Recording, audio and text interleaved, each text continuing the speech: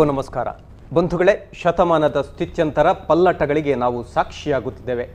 Corona ಎನ್ನುವಂತಹ ಮಹಾಮಾರಿ ಸೃಷ್ಟಿಸಿರುವ ಆ ಅವಾಂತರವೇ ಅಷ್ಟಿಷ್ಟಲ್ಲ, ಅಧ್ವಾನಗಳು ಅಷ್ಟಿಷ್ಟಲ್ಲ. ಬಹುಶಃ ಕಳೆದ ಒಂದು ಶತಮಾನದ ಈಚೆಗೆ ಇಂತಹ ದೊಡ್ಡ ಮಟ್ಟದ ಪಲ್ಲಟಗಳು, ವಿಪ್ಲವಗಳು ಆಗಿರುವುದು ನಮ್ಮ ಗಮನಕ್ಕಂತೂ ಬಂದಿಲ್ಲ. ಕೊರೋನಾ ಬಹಳಷ್ಟು ಪಾಠಗಳನ್ನು ಕೂಡ ಕಲಿಸಿದ್ದು ಅಷ್ಟೇ ಸತ್ಯ. ಬಂಧುಗಳೇ, ಈ ಕೊರೋನಾ ಎನ್ನುವಂತಹ ಮಹಾಮಾರಿಯಿಂದಾಗಿ ಕಳೆದ ಸರಿಸುಮಾರು 2.5 ತಿಂಗಳುಗಳಿಂದ ಇಡೀ ಪ್ರಪಂಚದ ಜನ, ಅದರಲ್ಲೂ ನಮ್ಮ ಭಾರತದ ಜನ ಗೃಹ ಬಂಧನದಲ್ಲಿ ಇದ್ದದ್ದು ಕೂಡ ಅಷ್ಟೇ ಸತ್ಯ. ಇತ್ತೀಚೆಗೆ ಒಂದಷ್ಟು ಸಡಿಲಿಕೆಗಳು ಆಗಿ ಜನ ವಾಸ್ತವ ಬದುಕಿನತ್ತ ಮರಳುತ್ತಿದ್ದಾರೆ. ಆದರೆ ಇನ್ನೂ ಕೂಡ ಕೆಲವು ಕ್ಷೇತ್ರಗಳು ಯಾವುದೇ ಕೆಲಸವನ್ನು ಮಾಡುವುದಕ್ಕೆ ಸಾಧ್ಯ ಆಗ್ತಿಲ್ಲ, ಬಹುತೇಕ ಮುಚ್ಚಿಕೊಂಡಿರುವಂತಹ ಸ್ಥಿತಿಯಲ್ಲಿದೆ. ಈ ಒಂದು ಕೊರೋನಾದಿಂದಾಗಿ ಕಂಗೆಟ್ಟಿರುವಂತಹ, ಸಂಕಷ್ಟಕ್ಕೆ ಈಡಾಗಿರುವಂತಹ ನೊಂದವರ ಬೆಂದವರ ನೋವಿನ ಬವಣೆಗಳ ಬದುಕನ್ನು ತೆರೆದಿಡುವ ಒಂದು ಪುಟ್ಟ ಪ್ರಾಮಾಣಿಕ ಯತ್ನವಾಗಿ ನಾವು ನಮ್ಮ ಟಿವಿಯ ಒಂದು ಕಾರ್ಯಕ್ರಮವನ್ನು ಹಮ್ಮಿಕೊಂಡಿದ್ದೇವೆ. ಲಾಕ್ಡೌನ್ ಬದುಕು ಕಥೆ ವ್ಯಥೆ ಎನ್ನುವಂತಹ ಶೀರ್ಷಿಕೆ ಅಡಿಯಲ್ಲಿ ಬಹಳಷ್ಟು ಜನರ ಬಹಳಷ್ಟು ಕ್ಷೇತ್ರದ ಸಂಕಷ್ಟಗಳನ್ನು ತಮ್ಮ ಮುಂದೆ ತೆರೆದಿಟ್ಟಿದ್ದೇವೆ. ಇವತ್ತೊಂದು ವಿಶೇಷವಾದಂತಹ ಕ್ಷೇತ್ರವನ್ನು ಮತ್ತು ಅದರ ಒಳಗಿರುವಂತಹ ಬಹುಶಃ ಯಾರ ಗಮನಕ್ಕೆ ಹೆಚ್ಚಾಗಿ ಬರದಂತಹ ಬವಣೆಗಳನ್ನು ನಿಮ್ಮ ಮುಂದೆ ಪ್ರಸ್ತುತಪಡಿಸುವ ಒಂದು ಯತ್ನವನ್ನು ಮಾಡ್ತಾ ಇದ್ದೇವೆ. ಅದು ಶಿಕ್ಷಣ ಕ್ಷೇತ್ರ. ಶಿಕ್ಷಣ ಅತ್ಯಂತ ಪವಿತ್ರವಾದಂತಹ ಕ್ಷೇತ್ರ. ತಮಗೆಲ್ಲರಿಗೂ ಗೊತ್ತಿರುವ ಹಾಗೆ ವಿದ್ಯೆಯ ಅಮೃತ ಮಶ್ನುತೆ ಎನ್ನುವಂತಹ ಮಾತನ್ನು ಕೂಡ ನಾವು ಕೇಳಿದ್ದೇವೆ. ವಿದ್ಯೆ ಎನ್ನುವುದು ಅಮರತ್ವಕ್ಕೆ ಮಾನವನನ್ನು ಏರಿಸುವಂತಹ ಸಾಧನ ಅಂತ ಹೇಳ್ತೇವೆ. ಅಂತಹ ಶಿಕ್ಷಣ ಕ್ಷೇತ್ರದಲ್ಲಿ ದುಡಿಯುತ್ತಿರುವಂತಹ ಮತ್ತು ನಮಗೆ ಜ್ಞಾನದ ಎರಕವನ್ನು ಮಾಡ್ತಿರುವಂತಹ ಶಿಕ್ಷಕರು ಬಹಳ ದೊಡ್ಡ ಮಟ್ಟದ ಸಂದಿಗ್ಧತೆಯಲ್ಲಿದ್ದಾರೆ, ಸಂಕಷ್ಟದಲ್ಲಿದ್ದಾರೆ. ಅದರ ಜೊತೆಗೆ ಶಿಕ್ಷಣ ಸಂಸ್ಥೆಗಳು ಕೂಡ ಬಹಳಷ್ಟು ಗೊಂದಲದಲ್ಲಿದೆ. ಬಹಳಷ್ಟು ಜನ ಇವತ್ತು ಹೇಳ್ತಿದ್ದಾರೆ, ಸರ್ಕಾರ ಬಲವಂತವಾಗಿ ಶುಲ್ಕವನ್ನು ವಸೂಲಿ ಮಾಡಬಾರ್ದು ಎನ್ನುವಂತಹ ಒಂದು ನಿರ್ದೇಶನವನ್ನು ನೀಡಿರುವಂತಹ ಹಿನ್ನೆಲೆಯಲ್ಲಿ ಬಲವಂತವಾಗಿ ಕೆಲವರು ಮಾಡ್ತಾರೆ ಎನ್ನುವಂಥ ಒಂದು ಕಾರಣವನ್ನು ಮುಂದಿಟ್ಟುಕೊಂಡು ಕೆಲವರು ಮಾಡಿರುವಂತಹ ತಪ್ಪುಗಳಿಗೆ ಇಡೀ ಶಿಕ್ಷಣ ಸಮುದಾಯವನ್ನು ಅಥವಾ ಶಿಕ್ಷಣ ಸಂಸ್ಥೆಗಳನ್ನು ದೂರುವಂತಹ ಒಂದು ಪ್ರಯತ್ನವನ್ನು ಮಾಡ್ತಾ ಇದ್ದಾರೆ. ಖಂಡಿತವಾಗಿ ಇದು ತಪ್ಪು ಅನ್ನೋಂಥ ಮಾತನ್ನು ಪ್ರಥಮವಾಗಿ ಹೇಳುತ್ತಾ, ಅದೇ ರೀತಿ ಬಲವಂತದ ಶುಲ್ಕ ವಸೂಲಿಯನ್ನು ಕೂಡ ಖಂಡಿಸುತ್ತಾ ಶಿಕ್ಷಕರ ವಾಸ್ತವದ ಚಿತ್ರಣ ಏನು ಎನ್ನುವುದನ್ನು ಇವತ್ತು ನಾವು ತೆರೆದಿಡುವ ಪ್ರಯತ್ನವನ್ನು ಮಾಡ್ತಿದ್ದೇವೆ. 3 ಶಿಕ್ಷಣ ಕ್ಷೇತ್ರದಲ್ಲಿರುವಂತಹ ಗಣ್ಯರು ನಮ್ಮೊಂದಿಗಿದ್ದಾರೆ. ವಿಶೇಷವಾಗಿ ನಮ್ಮೊಂದಿಗೆ ಪ್ರೊಫೆಸರ್ ಬಾಲಕೃಷ್ಣ ಶೆಟ್ಟಿ ಅವರಿದ್ದಾರೆ.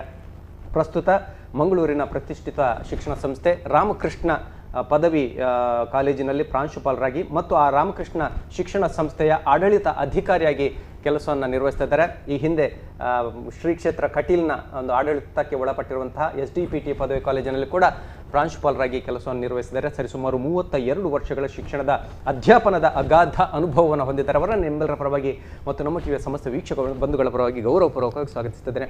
ಅದೇ ರೀತಿ ನಮ್ಮೊಂದಿಗಿದ್ದಾರೆ ಪ್ರೊಫೆಸರ್ ಆಶಾ ಪ್ರಿಯ ಅವರು. ರವಿಶಂಕರ್ ಗುರೂಜಿ ವಿದ್ಯಾಮಂದಿರದಲ್ಲಿ ಪ್ರಾಂಶುಪಾಲರಾಗಿ ಸೇವೆಯನ್ನು ಸಲ್ಲಿಸಿದ್ದಾರೆ. 1 ದಶಕಕ್ಕೂ ಹೆಚ್ಚಿನ ಕಾಲದ ಒಂದು ಶಿಕ್ಷಣ ವೃತ್ತಿಯ ಅನುಭವವನ್ನು ಹೊಂದಿದ್ದಾರೆ. ಅವರನ್ನು ಕೂಡ ನಿಮ್ಮೆಲ್ಲರ ಪರವಾಗಿ ನಮ್ಮ ಟಿವಿಯ ಸಮಸ್ತ ವೀಕ್ಷಕ ಬಂಧುಗಳ ಪರವಾಗಿ ಗೌರವಪೂರ್ವಕವಾಗಿ ಸ್ವಾಗತಿಸುತ್ತೇನೆ. ಮತ್ತೋರ್ವರು ಉಪನ್ಯಾಸಕಿ ಅರ್ಪಿತಾ ಶೆಟ್ಟಿ, ಪ್ರೊಫೆಸರ್ ಅರ್ಪಿತಾ ಶೆಟ್ಟಿ, ಉಡುಪಿ ಸಮೂಹ ಸಂಸ್ಥೆಗಳು, ಉಡುಪಿಯ ಶಿಕ್ಷಣ ಸಮೂಹ ಸಂಸ್ಥೆಗಳಲ್ಲಿ ಮಣಿಪಾಲದ ಆ ವಿದ್ಯಾಸಂಸ್ಥೆಯಲ್ಲಿ ಕಾರ್ಯವನ್ನು ನಿರ್ವಹಿಸ್ತಿದ್ದಾರೆ, ಉಪನ್ಯಾಸಕ ಕಾರ್ಯವನ್ನು ನಿರ್ವಹಿಸಿದ್ದಾರೆ. ಅವರನ್ನು ಕೂಡ ನಿಮ್ಮೆಲ್ಲರ ಪರವಾಗಿ ನಮ್ಮ ಟಿವಿಯ ಸಮಸ್ತ ವೀಕ್ಷಕ ಬಂಧುಗಳ ಪರವಾಗಿ ಗೌರವಪೂರ್ವಕವಾಗಿ ಸ್ವಾಗತಿಸುತ್ತೇನೆ. ಬಂಧುಗಳು, ಈ ಒಂದು ಕಾರ್ಯಕ್ರಮವನ್ನು ನಾವು ನಮ್ಮ ಟಿವಿಯ ವಾಹಿನಿಯ ಮೂಲಕ ನೇರ ಪ್ರಸಾರದಲ್ಲಿ ಬಿತ್ತರಿಸುವ ಜೊತೆಗೆ ಇಡೀ ಪ್ರಪಂಚದಲ್ಲಿ ಒಂದು ಕಾರ್ಯಕ್ರಮವನ್ನು ನೋಡುವುದಕ್ಕೆ, ವೀಕ್ಷಣೆ ಮಾಡುವುದಕ್ಕೆ ಅವಕಾಶವನ್ನು ಕಲ್ಪಿಸಿಕೊಡ್ತಾ ಇದ್ದೇವೆ. ಅಂತರ್ಜಾಲದ ಮುಖೇನವಾಗಿ ವಿಶೇಷವಾಗಿ ಫೇಸ್ಬುಕ್ ಮತ್ತು ಯೂಟ್ಯೂಬ್ ಜಾಲದಲ್ಲಿ ಈ ಒಂದು ಕಾರ್ಯಕ್ರಮ ನೇರ ಪ್ರಸಾರವನ್ನು ಕಾಣ್ತದೆ. ರಾಜ್ಯವ್ಯಾಪಿ ಈ ಸಮಸ್ಯೆ ಇರುವುದರಿಂದ ತಾವು ಯಾವುದೇ ಮೂಲೆಯಲ್ಲಿ ನಿಂತು ಕೂಡ ಈ ಒಂದು ಕಾರ್ಯಕ್ರಮಕ್ಕೆ ಸ್ಪಂದನೆಯನ್ನು ನೀಡಬಹುದು, ನೇರವಾಗಿ ಕರೆ ಮಾಡಬಹುದು ಅಥವಾ ಸಂದೇಶಗಳನ್ನು ಒಂದು ಫೇಸ್ಬುಕ್ ಮೂಲಕ ಕಳಿಸಬಹುದು ಅಂತ ಹೇಳುತ್ತಾ ನಿಮ್ಮ ಸ್ಪಂದನವನ್ನು ನಿರೀಕ್ಷೆ ಮಾಡುತ್ತಾ ಈ ಕಾರ್ಯಕ್ರಮವನ್ನು ಆರಂಭಿಸುತ್ತಿದ್ದೇವೆ. ಮೊದಲಾಗಿ ತಮ್ಮ ಹತ್ರ ಕೇಳ್ತಿದ್ದೇನೆ, ಯಾವ ಪರಿಸ್ಥಿತಿ ಇದೆ ಸರ್? ಎಲ್ಲ ವೀಕ್ಷಕ ಬಂಧುಗಳಿಗೆ ನಾನು ಪ್ರಥಮವಾಗಿ ವಂದನೆಯನ್ನು ಸಲ್ಲಿಸ್ತಿದ್ದೇನೆ. ಭಾಳ ಒಂದು ಪ್ರಸ್ತುತವಾದಂಥ ಕಾಲಘಟ್ಟದಲ್ಲಿ ಶಿಕ್ಷಣ ಕ್ಷೇತ್ರದಲ್ಲಿ ಅದಂತೂ ಖಾಸಗಿ ಶಿಕ್ಷಣ ಸಂಸ್ಥೆಗಳಲ್ಲಿ ಇರ್ತಕ್ಕಂಥ ಸಮಸ್ಯೆ, ಶಿಕ್ಷಕರ ಸಮಸ್ಯೆ ಮತ್ತು ಬವಣೆಯ ಬಗ್ಗೆ ನಮಗೆ ನಮ್ಮ ಅನುಭವವನ್ನು ಹಂಚಿಕೊಳ್ಳೋದಕ್ಕೆ ನೀವು ಇಲ್ಲಿಗೆ ನಮ್ಮನ್ನು ಆಹ್ವಾನಿಸಿದ್ದೀರಿ. ಇಲ್ಲಿ ನೀವು ಒಂದು ಶೀರ್ಷಿಕೆ ಕೊಟ್ಟಿದ್ದೀರಿ, ಲಾಕ್ಡೌನ್ ಬದುಕು ಕತೆ ಮತ್ತು ವ್ಯಥೆ. ಇಲ್ಲಿ ಕತೆ ಹೇಳೋದಕ್ಕಿಂತ ವ್ಯಥೆ ಹೇಳ್ಕೊಳ್ಳೋದೇ ಹೆಚ್ಚಾಗಿಬಿಟ್ಟಿದೆ. ಯಾಕಂದರೆ ಇದನ್ನು ಯಾರೂ ಸಹಿತ, ಶಿಕ್ಷಕರ ಬವಣೆಯನ್ನು ಯಾರೂ ಸಹಿತ ಸರ್ಕಾರದಲ್ಲಿ ಚರ್ಚೆಗೊಳಗಾಗಲಿಲ್ಲ. ಸುಮಾರು 33 ಲಕ್ಷ ವಿದ್ಯಾರ್ಥಿಗಳು ಇವತ್ತು ಅನುದಾನ ರಹಿತ ಶಾಲೆಗಳಲ್ಲಿ ಅಧ್ಯಯನ ನಡೆಸ್ತಾ ಇದ್ದಾರೆ. 19 ಲಕ್ಷದವರೆಗೆ 19,000 ಶಿಕ್ಷಣ ಸಂಸ್ಥೆಗಳು ಇವತ್ತು ನಮ್ಮಲ್ಲಿ ನಿಭಾಯಿಸ್ತಿದ್ದಾವೆ. ಸರ್, ತಮ್ಮ ಮಾತಿನ ಮಧ್ಯೆ ಸಾಕಷ್ಟು ಕರೆಗಳು ಕಾಯ್ತದೆ. ಒಂದು ಕರೆಯನ್ನು ಸ್ವೀಕರಿಸಿ ಬಳಿಕ ತಮ್ಮ ಮಾತನ್ನು ಮುಂದುವರಿಸ್ತೇನೆ. ನಮಸ್ತೆ. ಹಲೋ ಹಲೋ ನಮಸ್ತೆ. ನಮಸ್ಕಾರಮ್ಮ, ಹೇಳಿ ತಮ್ಮ ಹೆಸರು ಮತ್ತು ಎಲ್ಲಿಂದ ಕರೆ ಮಾಡ್ತಾ ಇದ್ದೀರಿ ತಾವು? ನಾನು ಮಮತಾ ಅಂತ, ಮಾತಾಡಿ, ಸುರತ್ಕಲಿಂದ. ನೇರವಾಗಿ ತಮ್ಮ ವಿಚಾರವನ್ನು ಮಂಡಿಸಿ. ಅಲ್ಲ, ಈಗ ಮಕ್ಕಳ ಬಗ್ಗೆ ಎಲ್ಲರೂ, ಹೌದು, ಈಗ ಕೊರೋನಾ ಇರೋದ್ರಿಂದ ಮಕ್ಕಳ ಬಗ್ಗೆ ಎಲ್ಲರೂ ಡಿಸಿಷನ್ ತಗೊಳ್ತಿದ್ದಾರೆ. ಹಾಗೆ ಟೀಚರ್ಸ್ನವರಿಗೆ ಸಹ ಸ್ವಲ್ಪ ಇದು ಮಾಡ್ಬೇಕಲ್ಲ, ಅಂದ್ರೆ ಟೀಚರ್ಸ್ನವರಿಗೆ ಈಗ ಸ್ಯಾಲ್ರಿ ಎಲ್ಲ ಸಿಗದೆ 3 ತಿಂಗಳಾಗ್ತಾ ಬಂತು. ಖಂಡಿತ ನಮ್ಮ ಉದ್ದೇಶವೇ ಅದು. ಹೌದು, ಶಿಕ್ಷಕರ ಸಮಸ್ಯೆ ಯಾರಿಗೂ ಕಾಣಿಸ್ತಾ ಇಲ್ಲ. ಹೌದು, ಅದೇ ಸರ್. ಅಂದ್ರೆ ಎಲ್ಲರೂ ಮಕ್ಕಳ ಬಗ್ಗೆ ಫೀಸ್ ತಗೊಳ್ಳುದು ಅದು ಇದು ಅಂತ ಇದ್ ಮಾಡ್ತಿದ್ದಾರೆ. ಆದ್ರೆ ಖಾಸಗಿ, ಇನ್ನೊಂದು ಏನಂದ್ರೆ ಅವರು ಕೂಡ ಪೋಷಕರು, ಅವರಿಗೂ ಮಕ್ಕಳಿದೆ, ಅವರಿಗೂ ಕುಟುಂಬ ಇದೆ, ಅವರಿಗೂ ಮನೆ ಇದೆ. ಅದನ್ನು ನಾವು ಯಾರು ಅರ್ಥೈಸ್ತಾ ಇಲ್ಲ. ಅದೊಂದು ದುರಂತ ಅಂತ ನನ್ಗೆ ಅನಿಸ್ತಾ ಇದೆ. ಹೇಳಿ, ನಿಮ್ಮ ಮಾತನ್ನು ಮುಂದುವರಿಸಿ. ಹೌದು ಸರ್, ಆದ್ರೆ ಟೀಚರ್ಸ್ ಬಗ್ಗೆ ಅಂದ್ರೆ ಗೌರ್ಮೆಂಟ್ ಟೀಚರ್ಸ್ ಖಾಸಗಿ ಟೀಚರ್ನವ್ರಿಗೆ ಏನಾದ್ರು ಒಂದು ವ್ಯವಸ್ಥೆ ಮಾಡ್ಬೇಕಲ್ಲ. ಈಗ ಕೆಲವು ಶಾಲೆಗಳಲ್ಲಿ ನಮ್ಗೆ ಈಗ ಆಲ್ಮೋಸ್ಟ್ ನಮ್ಗೆ ಸ್ಯಾಲ್ರಿ ಸಿಗದೆ ಏಪ್ರಿಲ್ ನಂತರ ಸ್ಯಾಲ್ರಿ ಕೊಡ್ಲಿಲ್ಲ. ಅಂತ ಪರಿಸ್ಥಿತಿಯಲ್ಲಿ ನಾವಿದ್ದೇವೆ. ಬಾಡಿಗೆ ಮನೆಯಲ್ಲಿರುವುದು, ರೆಂಟ್ ಅಲ್ಲಿ ಇರುವುದು, ರೆಂಟ್ ಕಟ್ಬೇಕು. ಗಂಡ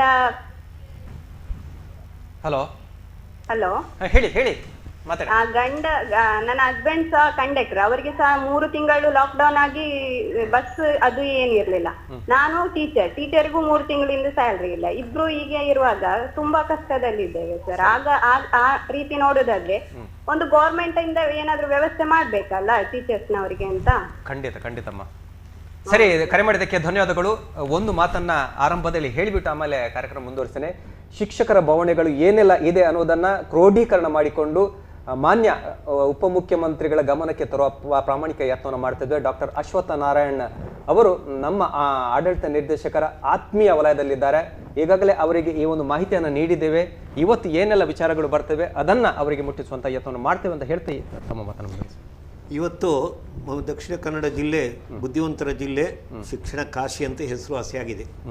ಇದಕ್ಕೆ ದೊಡ್ಡ ಬಹುಮಟ್ಟದ ಕೊಡುಗೆಯನ್ನು ಕೊಟ್ಟದ್ದು ಇವತ್ತು ಅನುದಾನ ರಹಿತ ಶಿಕ್ಷಣ ಸಂಸ್ಥೆಗಳು. ಇವತ್ತು ದೊಡ್ಡ ದೊಡ್ಡ ಕಟ್ಟಡಗಳನ್ನು ಶಿಕ್ಷಣ ತಜ್ಞರು ಮತ್ತು ಶಿಕ್ಷಣ ಪ್ರಿಯರು ಕಟ್ಟಿರ್ಬೋದು. ಈಗ ನಮ್ಮಲ್ಲೇ ಉದಾಹರಣೆಗೆ ಮಣಿಪಾಲ ಶಿಕ್ಷಣ ಸಂಸ್ಥೆ ಇದೆ, ಆಳ್ವಾ ಶಿಕ್ಷಣ ಸಂಸ್ಥೆ ಇದೆ, ನಿತ್ಯ ಶಿಕ್ಷಣ ಸಂಸ್ಥೆ ಇದೆ. ಇವರೆಲ್ಲರ ಕೊಡುಗೆ ಅಪಾರವಾದದ್ದು. ಇವತ್ತು MA MCom BA BEd ಮಾಡ್ಕೊಂಡು ಬಂದಿರತಕ್ಕಂಥವರಿಗೆ ಸರ್ಕಾರ ಯಾವತ್ತೋ ಬಾಗಿಲು ಹಾಕಿಬಿಟ್ಟಿದೆ. ಅದಕ್ಕೆಲ್ಲರಿಗೂ ಅವರಿಗೊಂದು ಬದುಕಲಿಕ್ಕೆ ಒಂದು ದಾರಿದೀಪವಾಗಿರ್ತಕ್ಕಂಥ ಎಷ್ಟೋ ಇವತ್ತು ಅನುದಾನದ ರಹಿತ ಶಿಕ್ಷಣ ಸಂಸ್ಥೆಗಳ ಬವಣೆಯನ್ನು ಈಗಾಗಲೇ ನೀವು ಮೇಡಮ್ ಹೇಳಿದ್ದನ್ನು ನಾವು ಕೇಳಿದ್ದೇವೆ.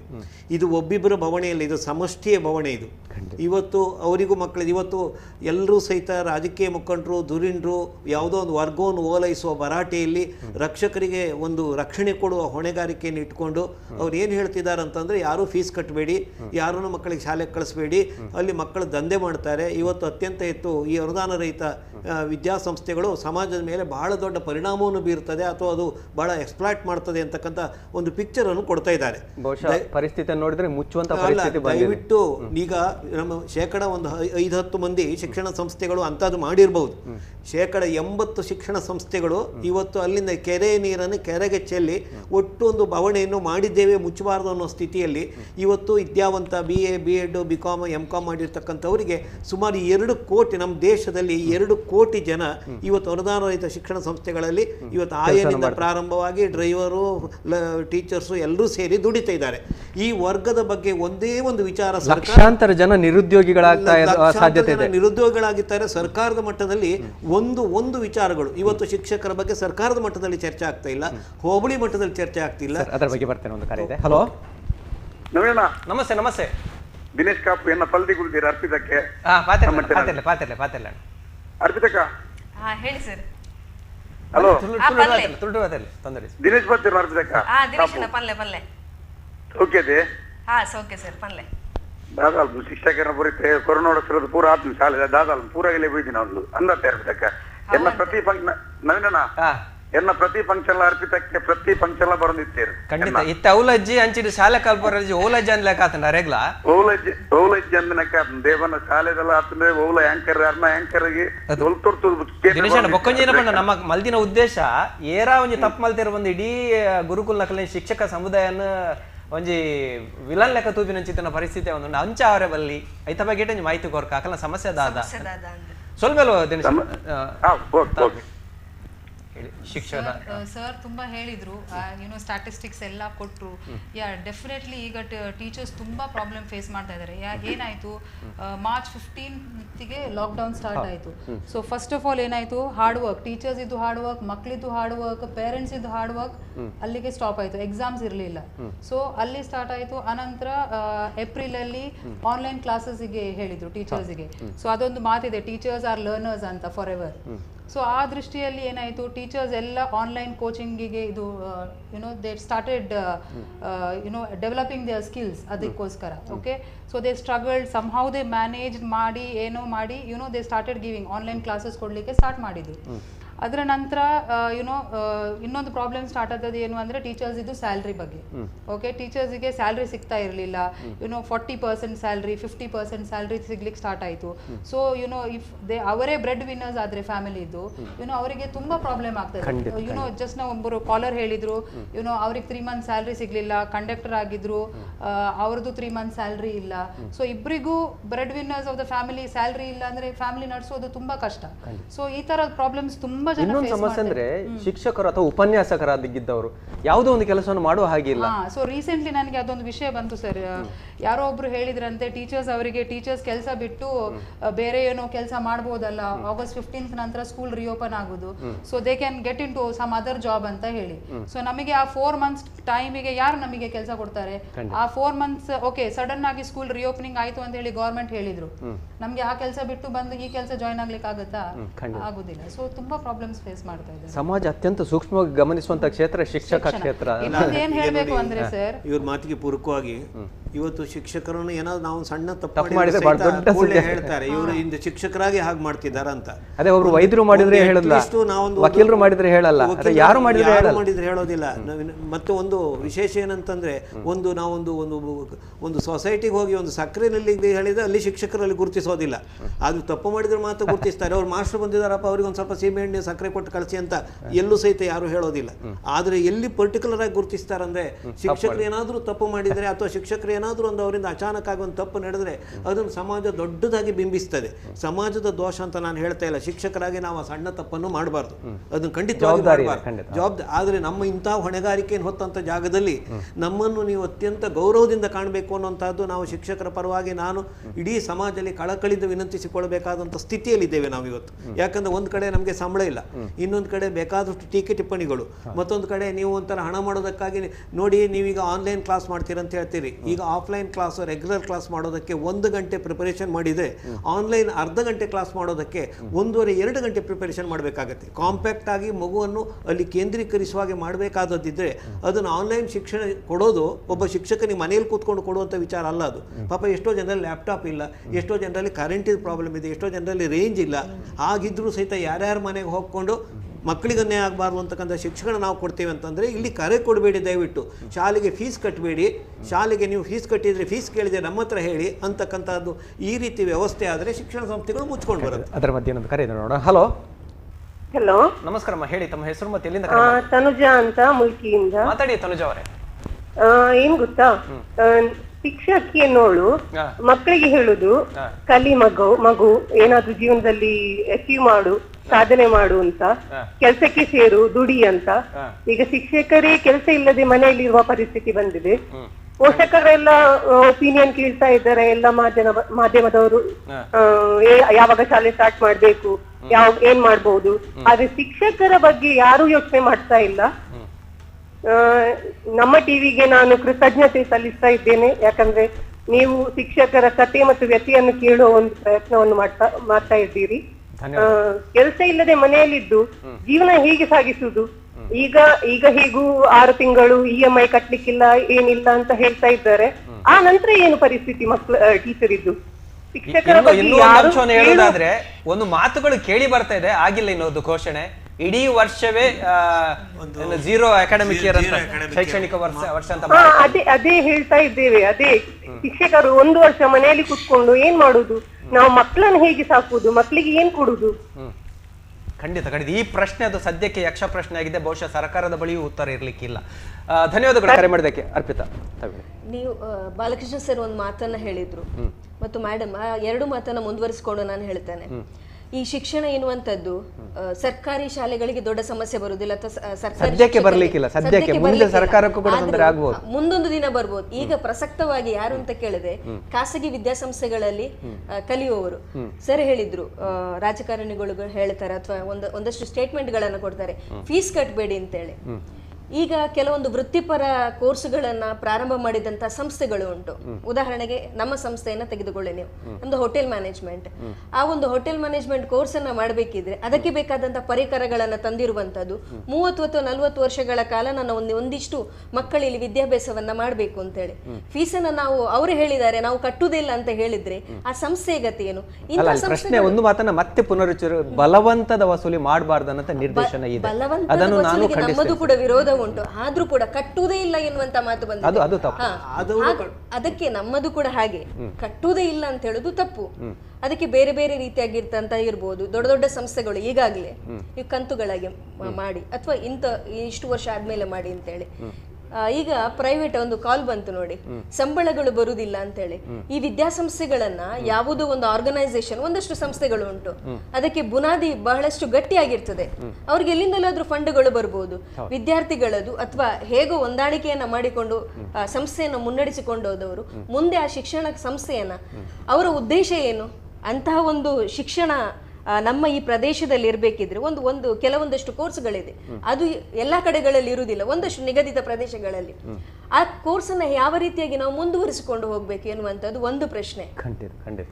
ಅಲ್ಲಿರುವಂತಹ ಅದನ್ನ ನಂಬಿಕೊಂಡು ಬದುಕಿರುವಂತಹ ಸರ್ ಹೇಳಿದ್ರು ನೋಡಿ, ಅಲ್ಲಿ ಗುಡಿಸುವಂತಹ ಸ್ವೀಪರ್ ನಿಂದ ಹೇಳ್ಬೋದು, ಆಯಗಳಿರ್ಬೋದು, ಡ್ರೈವರ್ ಇರ್ಬೋದು, ಪ್ರತಿಯೊಬ್ಬರು ಕೂಡ ಅದನ್ನೇ.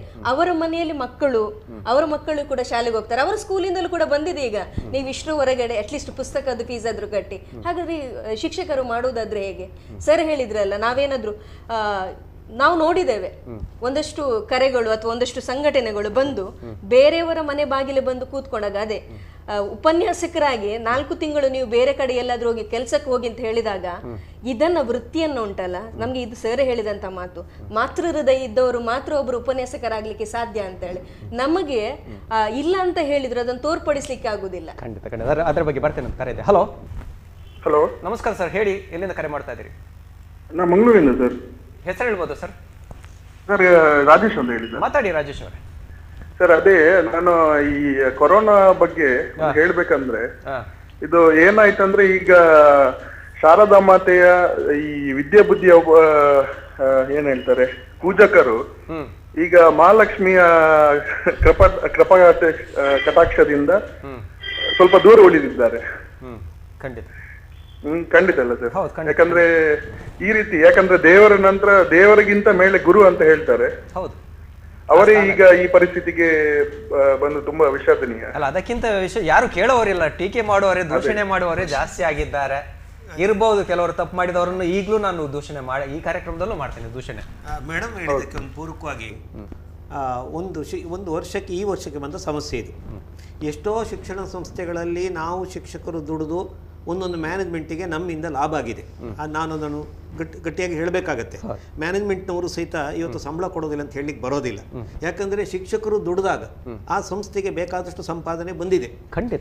ಅದಕ್ಕೆ ಈಗ ಅಂದರೆ ಯಾವತ್ತೇ ಆಗಲಿ ಸರ್ಕಾರ ತಪ್ಪು ಮಾಡ್ತಾ ಇದೆ. ಒಂದು ಕಾಲೇಜಿಗೆ ಅದನ್ನು ಸಸ್ಟೈನ್ ಮಾಡುವ ತಾಕತ್ತಿಲ್ಲದಿರುವಂಥ ಒಂದು ಸಂಸ್ಥೆಗೆ ಅವರು ಪರ್ಮಿಷನ್ ಕೊಡಬಾರ್ದಾಗಿತ್ತು. ಈಗ ಬೀದಿ ಪಾಲ್ ಮಾಡ್ತಿದ್ದಾರೆ. ಯಾಕಂದರೆ ಆಡಳಿತ ಮಂಡಳಿಯು ಕೈಜಾರಿಸಿಕೊಳ್ತಿದೆ. ಏನಂತಂದರೆ ನಮಗೆ ಫೀಸ್ ಕಲೆಕ್ಷನ್ ಆಗ್ತಾ ಇಲ್ಲ, ನಿಮಗೆ ನಾವು ಆದಾಯ ಇಲ್ಲದೆ ನಾವು ಹೇಗೆ ನಿಮಗೆ ನಾವು ಸಂಬಳ ಕೊಡೋದು ಅಂತ. ವರ್ಷಗಳ ಕಾಲ ಅವ್ರು ಹೇಳ್ತಾರೆ ನಾನು 12 ವರ್ಷ ಸರ್ವಿಸ್ ಮಾಡಿದ್ವಿ, ಇವ್ರು ಹೇಳ್ತಾರೆ ನಾವು 10 ವರ್ಷ ಮಾಡಿ, ನಾನು 33 ವರ್ಷ. ನಾವು ಯಾವುದ್ಯಾವುದೋ ಸಂಸ್ಥೆಯಲ್ಲಿ ನಮ್ಮಂತವ್ರು ಮಾಡಿದ್ದಾರೆ. ನಮ್ಮ ದುಡಿಮೆಯಿಂದ ಆಡಳಿತ ಮಂಡಳಿಗೆ ಒಂದಷ್ಟು ಸಂಪತ್ತು ಈ ಹಿಂದೆ ಸಿಕ್ಕಿದೆ. ಒಂದು ಶಾಶ್ವತವಾದ ನಿಧಿ ಮಾಡಬೇಕಿತ್ತಲ್ಲ. ಇಂಥ ಒಂದು ಸಮಸ್ಯೆ ನಮಗೆ ಬರ್ತದೆ. ಇಂಥ ಒಂದು ಸಮಸ್ಯೆ ಬಂದಾಗ ನಮ್ಮ ಟೀಚರ್ಸ್ಗಳು ಬೀದಿ ಪಾಲಾಗಬಾರ್ದು. ಅವ್ರು ಈಗ ಇವತ್ತು ಟೀಚರ್ ಮಾಡಿದವನು, ಇವತ್ತು ಟೀಚಿಂಗ್ ಮಾಡಿದವನು ನಾಳೆ ಹೋಗಿ ಗಾರಿ ಕೆಲಸ ಮಾಡ್ಲಿಕ್ಕೆ ಆಗ್ತದೆ ಅಂತ ಕೇಳಿದ್ರೆ ಮಾಡ್ಲಿಕ್ಕೆ ಆಗೋದಿಲ್ಲ. ಅದನ್ನು ಮಾಡಿದ್ದಾಗೆ ಮಾಡಬೇಕಾದ ಹೊಣೆಗಾರಿಕೆ ಆಡಳಿತ ಮಂಡಳಿಯ ಮೇಲೂ ಇದೆ. ಇನ್ನೊಂದು ಸಣ್ಣ ವಿಚಾರ ನಿಮ್ಮ ಎದುರುಗಡೆ ಇಲ್ಲೇ ನಾನು ಗಮನಕ್ಕೆ ತರ್ತೇನೆ. ಇವತ್ತು ಇವತ್ತು ನೀವು SLCಯಲ್ಲಿ ನೀವು ಬುಕ್ಕಿನ ಸೆಟ್ಟನ್ನು ತಗೊಂಡು ಹೋಗಬೇಕಾದ್ರೆ ದುಡ್ಡು ಕೊಟ್ಟು ₹1 ಸಹಿತ ಬಾಕಿ ಇಡಲಿಕ್ಕಿಲ್ಲ. ಕಾಲೇಜಿನ ಪ್ರತಿಯೊಂದು ಇನ್ಸ್ಟಿಟ್ಯೂಷನ್ ಅವರು ಹಣ ಕೊಟ್ಟು ಆ ಬುಕ್ ಸೆಟ್ಟನ್ನು ನಾವು ಕಾಲೇಜಿಗೆ ತರಬೇಕು. ಈಗ ಎಕ್ಸಾಮಿನೇಷನ್ ನಾಳೆ ಫೀಸ್ ಆಗುತ್ತೆ, ₹400 ಫೀಸ್ ಕಟ್ಟಿ ಒಬ್ಬ ವಿದ್ಯಾರ್ಥಿ SSLC ಪರೀಕ್ಷೆಯಲ್ಲಿ ಪಾಸ್ ಆಗಬೇಕು. ₹200 ₹300 ಪ್ರತಿ ಮಕ್ಕಳಿಗೆ ನಾವು ಗೌರ್ಮೆಂಟಿಗೆ ಕಟ್ಟಬೇಕು. ಅದರಲ್ಲಿ 50% ಗೌರ್ಮೆಂಟ್ಗೆ ಕೊಡಿ ಅಂತ ಹೇಳಿದೆಯಾ? ಅದನ್ನು ಫುಲ್ಲು ಸಹಿತ ಗೌರ್ಮೆಂಟು ನಮ್ಗೆ ಅದನ್ನು ಫುಲ್ ಕೊಟ್ಟಬೇಕು. ಅದರಷ್ಟು ನಿಮ್ಮ ಪರ್ಮಿಷನ್ ಕೊಡೋದಿಲ್ಲ, ನಿಮಗೆ ನಾವು ಅವಕಾಶ ಮಾಡಿಕೊಡೋದಿಲ್ಲ ಅಂತ ಹೇಳ್ತಿದ್ದಾರೆ. ಹಾಗಾದರೆ ಗೌರ್ಮೆಂಟಿಗೆ ಟೀಚರ್ಸಿಗೆ ಸಂಬಳ ಕೊಡಬೇಡಿ, ಟೀಚರ್ಸಿಗೆ ನೀವು ಸಂಬಳ ಇದು ನಿಮ್ಮ ಪೇರೆಂಟ್ಸಿಗೆ ನೀವು ಫೀಸ್ ಕಟ್ಟಬೇಡಿ ಅಂತ ಹೇಳುವಂಟು ಅಷ್ಟು ಇರುವ ಗೌರ್ಮೆಂಟು ಇದನ್ನೆಲ್ಲವನ್ನೂ ಮನ್ನಾ ಮಾಡಬೇಕಾಗಿತ್ತು. ಇದನ್ನ ಯಾವ್ದು? ಹಲೋ ಹಲೋ, ನಮಸ್ಕಾರ, ಹೇಳಿ ಸರ್. ನಮಸ್ಕಾರ, ಹೇಳಿ ಸರ್, ತಮ್ಮ ಹೆಸರು ಕೇಳಿಸ್ತದೆ, ಹೇಳಿ ಹೇಳಿ ಹೇಳಿ. ನೋಡಿ, ಈಗ ನಿಮ್ಮ ಟಿವಿಯಲ್ಲಿ ಈಗ ಇದು ಲೈವ್ ಕಾರ್ಯಕ್ರಮ ಆಗ್ತಾ ಉಂಟು. ಹೌದು. ಈಗ ಮಕ್ಕಳಿಗೆ ನಾವು ನಾನೊಬ್ಬ ಸ್ಟೂಡೆಂಟ್ ಪೇರೆಂಟ್ಸ್. ಹೇಳಿ ಹೇಳಿ, ಖಂಡಿತ. ಈಗ ಮಕ್ಕಳನ್ನು ಶಾಲೆ ಕಳಿಸುವಲ್ಲಿ ಆಗಲಿ ಫೀಸ್ ಕಟ್ಟುವುದಲ್ಲಿ ಪೇರೆಂಟ್ಸ್ ಏನು ತಕರಾರು ಇಲ್ಲ. ಶಾಲೆ ಕಳಿಸುವುದಕ್ಕೂ ಕೂಡ ಮತ್ತೆ ಫೀಸ್ ಕಟ್ಟುವುದಕ್ಕೂ ನಮ್ದೊಂದು ವಿಜ್ಞಾಪನೆ ಏನಂತ ಹೇಳಿದ್ರೆ, ಸರ್ಕಾರದವರು ಮಿನಿಸ್ಟರ್ನವರು ಒಂದೊಂದು ಟೈಮಲ್ಲಿ ಒಂದೊಂದು ಹೇಳಿಕೆ ಕೊಡ್ತಾ ಇದ್ದಾರೆ, ಒಂದೊಂದು ಸರಿ ಒಂದೊಂದು ಹೇಳ್ತಾ ಇದ್ದಾರೆ. ಒಮ್ಮೆ ಫೀಸ್ ಕಟ್ಟಿ ನಾಡ್ದು ಕಟ್ಟಿ ನಾಳೆ ಓಪನ್ ಆಗ್ತದೆ, ಒಂದೊಂದು ಆನ್ಲೈನ್ ಅಂತ ಹೇಳ್ತಾರೆ, ಮತ್ತೊಂದು ಸರಿ ಇಲ್ಲ 1 ರಿಂದ 5 ತನಕ ಇಲ್ಲ ಅಂತ ಹೇಳ್ತಾರೆ, ಮತ್ತೊಂದು ಸರಿ 8 ರಿಂದ 12 ತನಕ ಉಂಟು ಅಂತ ಹೇಳ್ತಾರೆ. ಈಗ ನಾವು ಫೀಸ್ ಕಟ್ಟಿ ಸುಮ್ಮನೆ ಫೀಸ್ ಕಟ್ಟಿ ಮನೆಯಲ್ಲಿ ಕೂತ್ಕೊಳ್ಳುದಾದ್ರೆ ಫೀಸ್ ಕೊಟ್ಟುದ ಯಾಕೆ? ಅದೇ ಅದು ಗೊಂದಲ ಇದೆ ಖಂಡಿತ. ಅದೇ ಗೊಂದಲ. ಈಗ ಗೊಂದಲ ಇರುವುದೇ ಅಲ್ಲಿ. ನೀವು ಯಾವಾಗ ನೀವು ಸ್ಕೂಲ್ ಓಪನ್ ಮಾಡ್ತೀವಿ ಹೇಳಿ, ಆವಾಗ ನಾವು ಖಂಡಿತ ಫೀಸ್ ಕಟ್ಲಿಕ್ಕೆ ನಾವು ಪೇರೆಂಟ್ಸ್ ಆಗಿ ನಾವು ರೆಡಿ ಇದ್ದೇವೆ. ಯಾಕೆಂದ್ರೆ ನಮ್ದು ಎಜುಕೇಶನ್ ಮುಖ್ಯ ಅಲ್ವಾ ಮಕ್ಕಳಿಗೆ. ಖಂಡಿತ ಖಂಡಿತ ಖಂಡಿತ. ಒಳ್ಳೆ ಅಭಿಪ್ರಾಯ. ಬಹುಶಃ ಯಾರು ಆ ಸ್ಥಿತಿಯಲ್ಲಿ ಇಲ್ಲ. ಸರಿಯಾದ ಇದು ಮಾರ್ಗದರ್ಶನ ಇಲ್ಲದಿದ್ರೆ ನಾವೆಂತ ಮಾಡುದು? ಇದೇ ದಿನಾಂಕಕ್ಕೆ ಆರಂಭ ಆಗ್ತದೆ ಅಂತ ಹೇಳುವ ಸ್ಥಿತಿಯಲ್ಲಿ ಯಾರು ಇಲ್ಲ. ಕಡ್ಡಾಯವಾಗಿ ಶಾಲೆ ಶುರುವಾಗ್ತದೆ, ಇಷ್ಟರೊಳಗೆ ನೀವು ಕಟ್ಟಬೇಕು, ಅಡ್ಮಿಷನ್ ಮಾಡಿ ಶಾಲೆ ಶುರುವೇ. ಅದು ಕೊರೋನಾ ಇರ್ಲಿ ಎಂತ ಇರ್ಲಿ. ಇಲ್ಲ, ಅದು ಅಷ್ಟು ಸುಲಭ ಇಲ್ಲ ಸರ್, ಮಾಡ್ಲಿಲ್ವಾ? ಹೇಳುವಷ್ಟು ಸುಲಭ ಇಲ್ಲ, ಸಾಕಷ್ಟು ವಿರೋಧಗಳು ಬಂದಿದೆ. ಸರಿ, ತಮ್ಮ ಅಭಿಪ್ರಾಯಕ್ಕೆ ಧನ್ಯವಾದಗಳು. ಮಾತಾಡ್ತಾ ಇದ್ದಾರೆ. ಇವರ ಅಭಿಪ್ರಾಯ ಬಹಳ ಸ್ಪಷ್ಟವಾಗಿ ಒಳ್ಳೆ ಅಭಿಪ್ರಾಯವನ್ನು ಹೇಳಿದ್ದಾರೆ.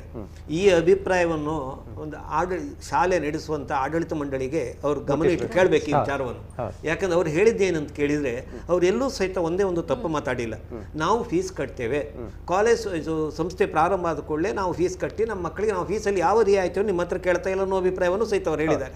ಹೀಗೆ ಅವ್ರು ಫೀಸ್ ಕಟ್ತಾಗಂತಕ್ಕಂಥ ಭರವಸೆ ಎಲ್ಲ ಆಡಳಿತ ಮಂಡಳಿಗೆ ಇದ್ರೂ ಕೆಲವು ಆಡಳಿತ ಮಂಡಳಿಗಳು 50%, 20%, ಕೆಲವು ಆಡಳಿತ ಮಂಡಳಿಗಳು ಪೂರ್ತಿಯಾಗಿ ಇಲ್ಲ ಅನ್ನುವಂಥದ್ದನ್ನು ಒಂದು ವ್ಯವಸ್ಥೆಗೆ ತರುವಂಥದ್ದು ಇದೆಯಲ್ಲ, ಇದು ಅಷ್ಟು ಒಳ್ಳೆಯ ಒಂದು ಸೈನ್ ಅಲ್ಲ. ಯಾಕಂದರೆ ಟೀಚರ್ಸನ್ನು ಈ ರೀತಿಯಲ್ಲಿ ನೀವು ಮುನ್ನಡೆಸ್ಕೊಂಡು ಹೋದರೆ ಟೀಚರ್ಸ್ ಏನಾಗ್ತಾರೆ ಅಂತಂದರೆ, ಟೀಚರ್ಸು ಈಗ ನೋಡಿ ಶಾಲೆಗೆ ಬರುವ ಮಕ್ಕಳನ್ನು ನನ್ನ ಮಕ್ಕಳ ಹಾಗೆ ಕಾಣಬೇಕು ಒಬ್ಬ ಟೀಚರ್. ಖಂಡಿತ ತಾಯಿ ತಂದೆಗಳು ತನ್ನ ಮಕ್ಕಳಲ್ಲ ಅಂತ ಮಕ್ಕಳನ್ನು ಸಾಕಬೇಕು. ನಾವು ನಮ್ಮ ಮಕ್ಕಳ ಹಾಗೆ ಸಾಕಬೇಕು. ನಮಗೆ ನಮ್ಮ ಸುಪರ್ದಿಯಲ್ಲಿ ಬರುವಂಥ ವಿದ್ಯಾರ್ಥಿ ಆ ಮೇಡಮ್ ಅದನ್ನೇ ಹೇಳಿದರು. ಆ ವಿಚಾರ ಅಷ್ಟು ಗಟ್ಟಿಯಾಗಿರುವಾಗ ನಮ್ಮನ್ನು ಈ ರೀತಿಯಲ್ಲಿ ಶಿಕ್ಷಕರಿಗೆ ಒಂದು ಸಂಬಳ ಕೊಡಬೇಕು, ಅದನ್ನು ಇನ್ನು ಯಾವುದೇ ಕಷ್ಟ ಬಂದರೂ ಆಡಳಿತ ಮಂಡಳಿದ ನಿಭಾಯಿಸ್ಕೊಂಡು ಹೋಗಬೇಕು, ಸರ್ಕಾರ ಅದಕ್ಕೆ ಒಪ್ಪಿಗೆ ಕೊಡಬೇಕು. ಈಗ ಫೀಸ್ ಕಟ್ಟುವವರು ದಯವಿಟ್ಟು ಒಂದು 50%, 25% ಆದರೂ ಈಗ ಕಟ್ಟಿ ಮುಂದೆ ಅದನ್ನೆಲ್ಲ ನೀವು ಬೇಕಾದಾಗ ಸ್ಕೂಲ್ ಪ್ರಾರಂಭ ಆದಾಗ ಮತ್ತೆ ಕಟ್ಟಬಹುದು. ಇದಕ್ಕೆ ಸುಮಾರು ಮಾರ್ಗಗಳಿದ್ದಾವೆ. ಅದಕ್ಕೆ ಯಾರಾದರೂ ರಕ್ಷಕರು ಜವಾಬ್ದಾರಿಯುತ ಕೆಲವೇ ಸಂಸ್ಥೆಗಳಿಂದ ಆಗಿರುವಂತಹ ಪ್ರಮಾದ ಬಹುಶಃ ಈ ಮಟ್ಟಕ್ಕೆ ಬೆಳೆಯುತ್ತೆ. ಖಂಡಿತ ಎಲ್ಲ ಮೇಡಮ್. ಆ ಪೇರೆಂಟ್ಗೆ ಹೇಗೆ ಕನ್ಫ್ಯೂಷನ್ ಇದೆ, ಯಾವಾಗ ಸ್ಕೂಲ್ ಸ್ಟಾರ್ಟ್ ಆಗ್ತದೆ. ಸಿಮಿಲರ್ಲಿ ನಮಗೆ ಸ್ಕೂಲಲ್ಲಿ ಕೂತ್ಕೊಂಡು ನಮಗೆ ಆ ಕನ್ಫ್ಯೂಷನ್ ಇದೆ, ಯಾವಾಗ ಸ್ಕೂಲ್ ಸ್ಟಾರ್ಟ್ ಆಗ್ತದೆ. ಹಲೋ, ಹಲೋ, ನಮಸ್ಕಾರ. ನಮಸ್ತೆ ನಮಸ್ತೆ, ಹೇಳಿ, ಯಾರು ಮಾತಾಡ್ತಿದ್ದೀರಿ? ಮುಂಬೈಯಿಂದ. ಮಾತಾಡಿ ಮಾತಾಡಿ. ನಿಮ್ಮ ಮೊದಲಾಗಿ ನಮ್ಮ ಟಿವಿಗೆ ನಾನು ಅಭಿನಂದನೆ ಸಲ್ಲಿಸಬೇಕು. ಯಾಕಂದ್ರೆ ಧನ್ಯವಾದ. ಲಾಕ್ಡೌನ್ ಸಂದರ್ಭದಲ್ಲಿ ಬೇರೆ ಬೇರೆ ಕ್ಷೇತ್ರದ ಎಲ್ಲಾ ವಿಭಾಗಗಳಲ್ಲಿ ಕೂಡ ಈ ಒಂದು ಪರಿಸ್ಥಿತಿ ಕತೆ ಮತ್ತು ವ್ಯತೆ ಖಂಡಿತವಾಗಿ ಆಗಿದೆ.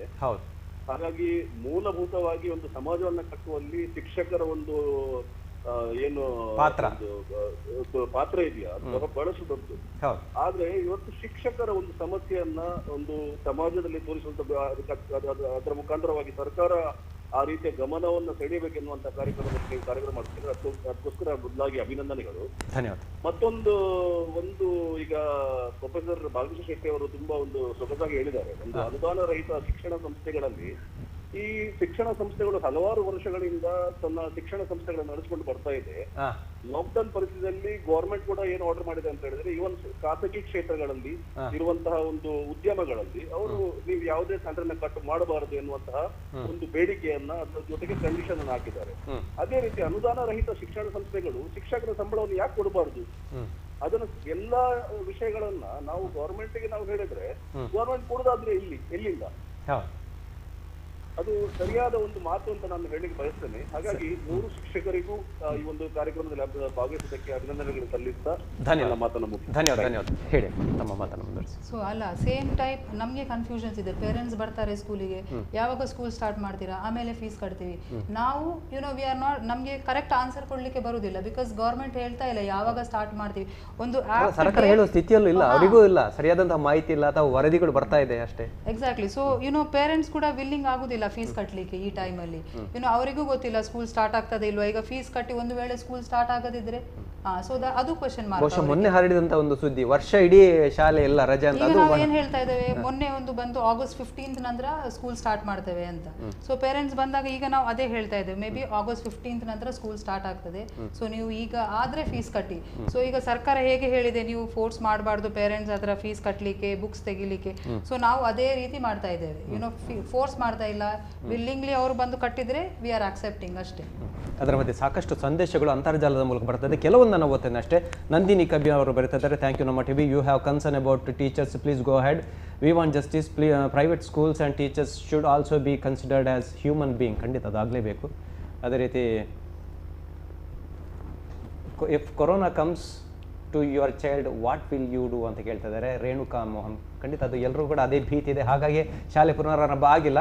Dilip R Bangera, not only for teachers, even for some workers of school and college who work for less money and depends on that only. ಅದನ್ನೇ ನಂಬಿಕೊಂಡಿರುವಂತಹ ಅವರಿಗೂ ಭದ್ರತೆ ಬೇಕು. ಇವರಿಗೆ ಇಫೆಕ್ಟ್ ಆಗ್ತದೆ. ಪಾರ್ಟ್ ಟೈಮಿಗೆ ಡ್ಯಾನ್ಸ್ ಟೀಚರ್ಸ್ ಬರ್ತಾರೆ, ಡ್ರಾಯಿಂಗ್ ಟೀಚರ್ಸ್ ಬರ್ತಾರೆ. ಸೊ ಅವರದ್ದು ಇನ್ಕಮ್ ಇರುವುದೇ ಸ್ಕೂಲಲ್ಲಿ. ಟುಡೇ ಅದು ಮಾತ್ರ ಅಲ್ಲ, ಅರೆಕಾಲಿಕ ಉಪನ್ಯಾಸಕರು ಅವರ ಬಹಳ ದೊಡ್ಡ ಸಮಸ್ಯೆ ಇದೆ ಅಂತ ನನಗೆ ಅನಿಸ್ತದೆ. ಆಗ್ಲೇ ಸರ್ ಅವರು ಹೇಳಿದ್ರು. ಈಗಲೇ ಮೇಡಮ್ಗೆ ಪೂರಕವಾಗಿ ಈ ವರ್ಷ ನಿನ್ನೆ 1-2 ದಿನ ಹಿಂದೆ ಉದಯವಾಣಿ ಪೇಪರ್ ನಾವು ನೋಡಿದ್ದೇವೆ. ಇನ್ನು ಮುಂದೆ ಅತಿಥಿ ಉಪನ್ಯಾಸಕರು ಇಲ್ಲ. ಕಾಲೇಜ್ನಲ್ಲಿ ಇರುವಂಥ ರೆಗ್ಯುಲರ್ ಉಪನ್ಯಾಸಕರೇ ಅವರು 16 ಗಂಟೆಯಿಂದ ಮತ್ತೆ 26 ಗಂಟೆ 24 ಗಂಟೆ ಮಾಡಬೇಕು. ಇವರು ಅತಿಥಿ ಉಪನ್ಯಾಸಕರು 26-27 ವರ್ಷ ಅತಿಥಿ ಉಪನ್ಯಾಸಕರಾಗಿ ತಿಂಗಳಿಗೆ 12,000 13,000 ತಗೊಂಡು ಹೋಗ್ಬಿಟ್ಟು ಪದವಿಗಳನ್ನು ಪಡ್ಕೊಂಡು ಡಾಕ್ಟರೇಟ್, PhD, MPhil ಎಲ್ಲ ಪಡೆದಂತ ಅಧ್ಯಾಪಕರ ದುಸ್ಥಿತಿ ಆಗಿದೆ. ಮತ್ತೆ ಒಂದು ಕರೆಯನ್ನು ಸ್ವೀಕರಿಸಬೇಕು. ಹಲೋ ಹಲೋ, ನಮಸ್ಕಾರಮ್ಮ, ಹೇಳಿ. ನಮಸ್ಕಾರ ಸರ್, ನಾನು ಮಂಗಳೂರಿಂದ ಸೌಮ್ಯ ಅಂತ ಹೇಳಿ. ಮಾತಾಡಿ. ಸರ್, ಇದು ಫೀಸ್ ಉಂಟಲ್ಲ ಸರ್, ಹೋದ ಸಲದೆಲ್ಲ ಪೇರೆಂಟ್ಸ್ ಪೆಂಡಿಂಗ್ ಇಟ್ಟಿದ್ದಾರೆ ಸರ್ ಫೀಸ್.